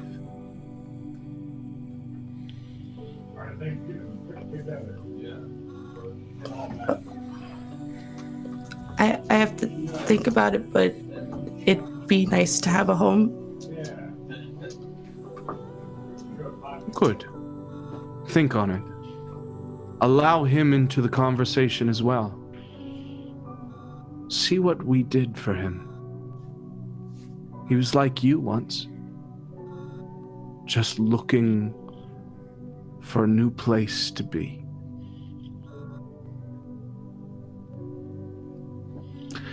Well, I think it's about time you saw what we're dealing with. Are we all ready? I guess as we ever be. Just remember, we're on the hunt, so this isn't a talking situation. This is a stabbing situation. There will be no conversations with that being. Lovely. She escorts you through this first antechamber that turns into a long hallway that extends out and deeper into the desert mountain. There is these big clayed out hallways that extend through. And eventually you reach into these big red clay doors that open up into another and then dome out to this area that is almost full circle. There is a balcony that runs the length of that full circle on which you all are standing now. And looking deep into what is this sort of Colosseum area before you, maybe 60 feet, 80 feet down to the floor, is the lamplighter. There is this beast, this massive hulking 8-foot monster with this paned glass construction that runs along the ribbings of his stomach. His midsection is almost entirely taken over by this steel and metal that has been hammered into shape and then broken into glass panes. And then inside, where the organs have been removed, is this glowing, billowing fire, this lamplight that extends out from the center of him. And this steam extends out from these metalled pieces, this struck smithy of a person still standing. He is maybe 350 pounds, 400 pounds, massive in size and hulking about the room. He is angry and loud, running from wall to wall, colliding with it, falling back to the ground, standing up, flailing his arms and running again to the other side until you can hear the clang of that metal connect with the mountainous walls on the side. But even more important, behind him, standing at 30 feet tall, is a set of 2 massive doors. Those doors are huge. They are depicted in familiar sigil, border, and decoration.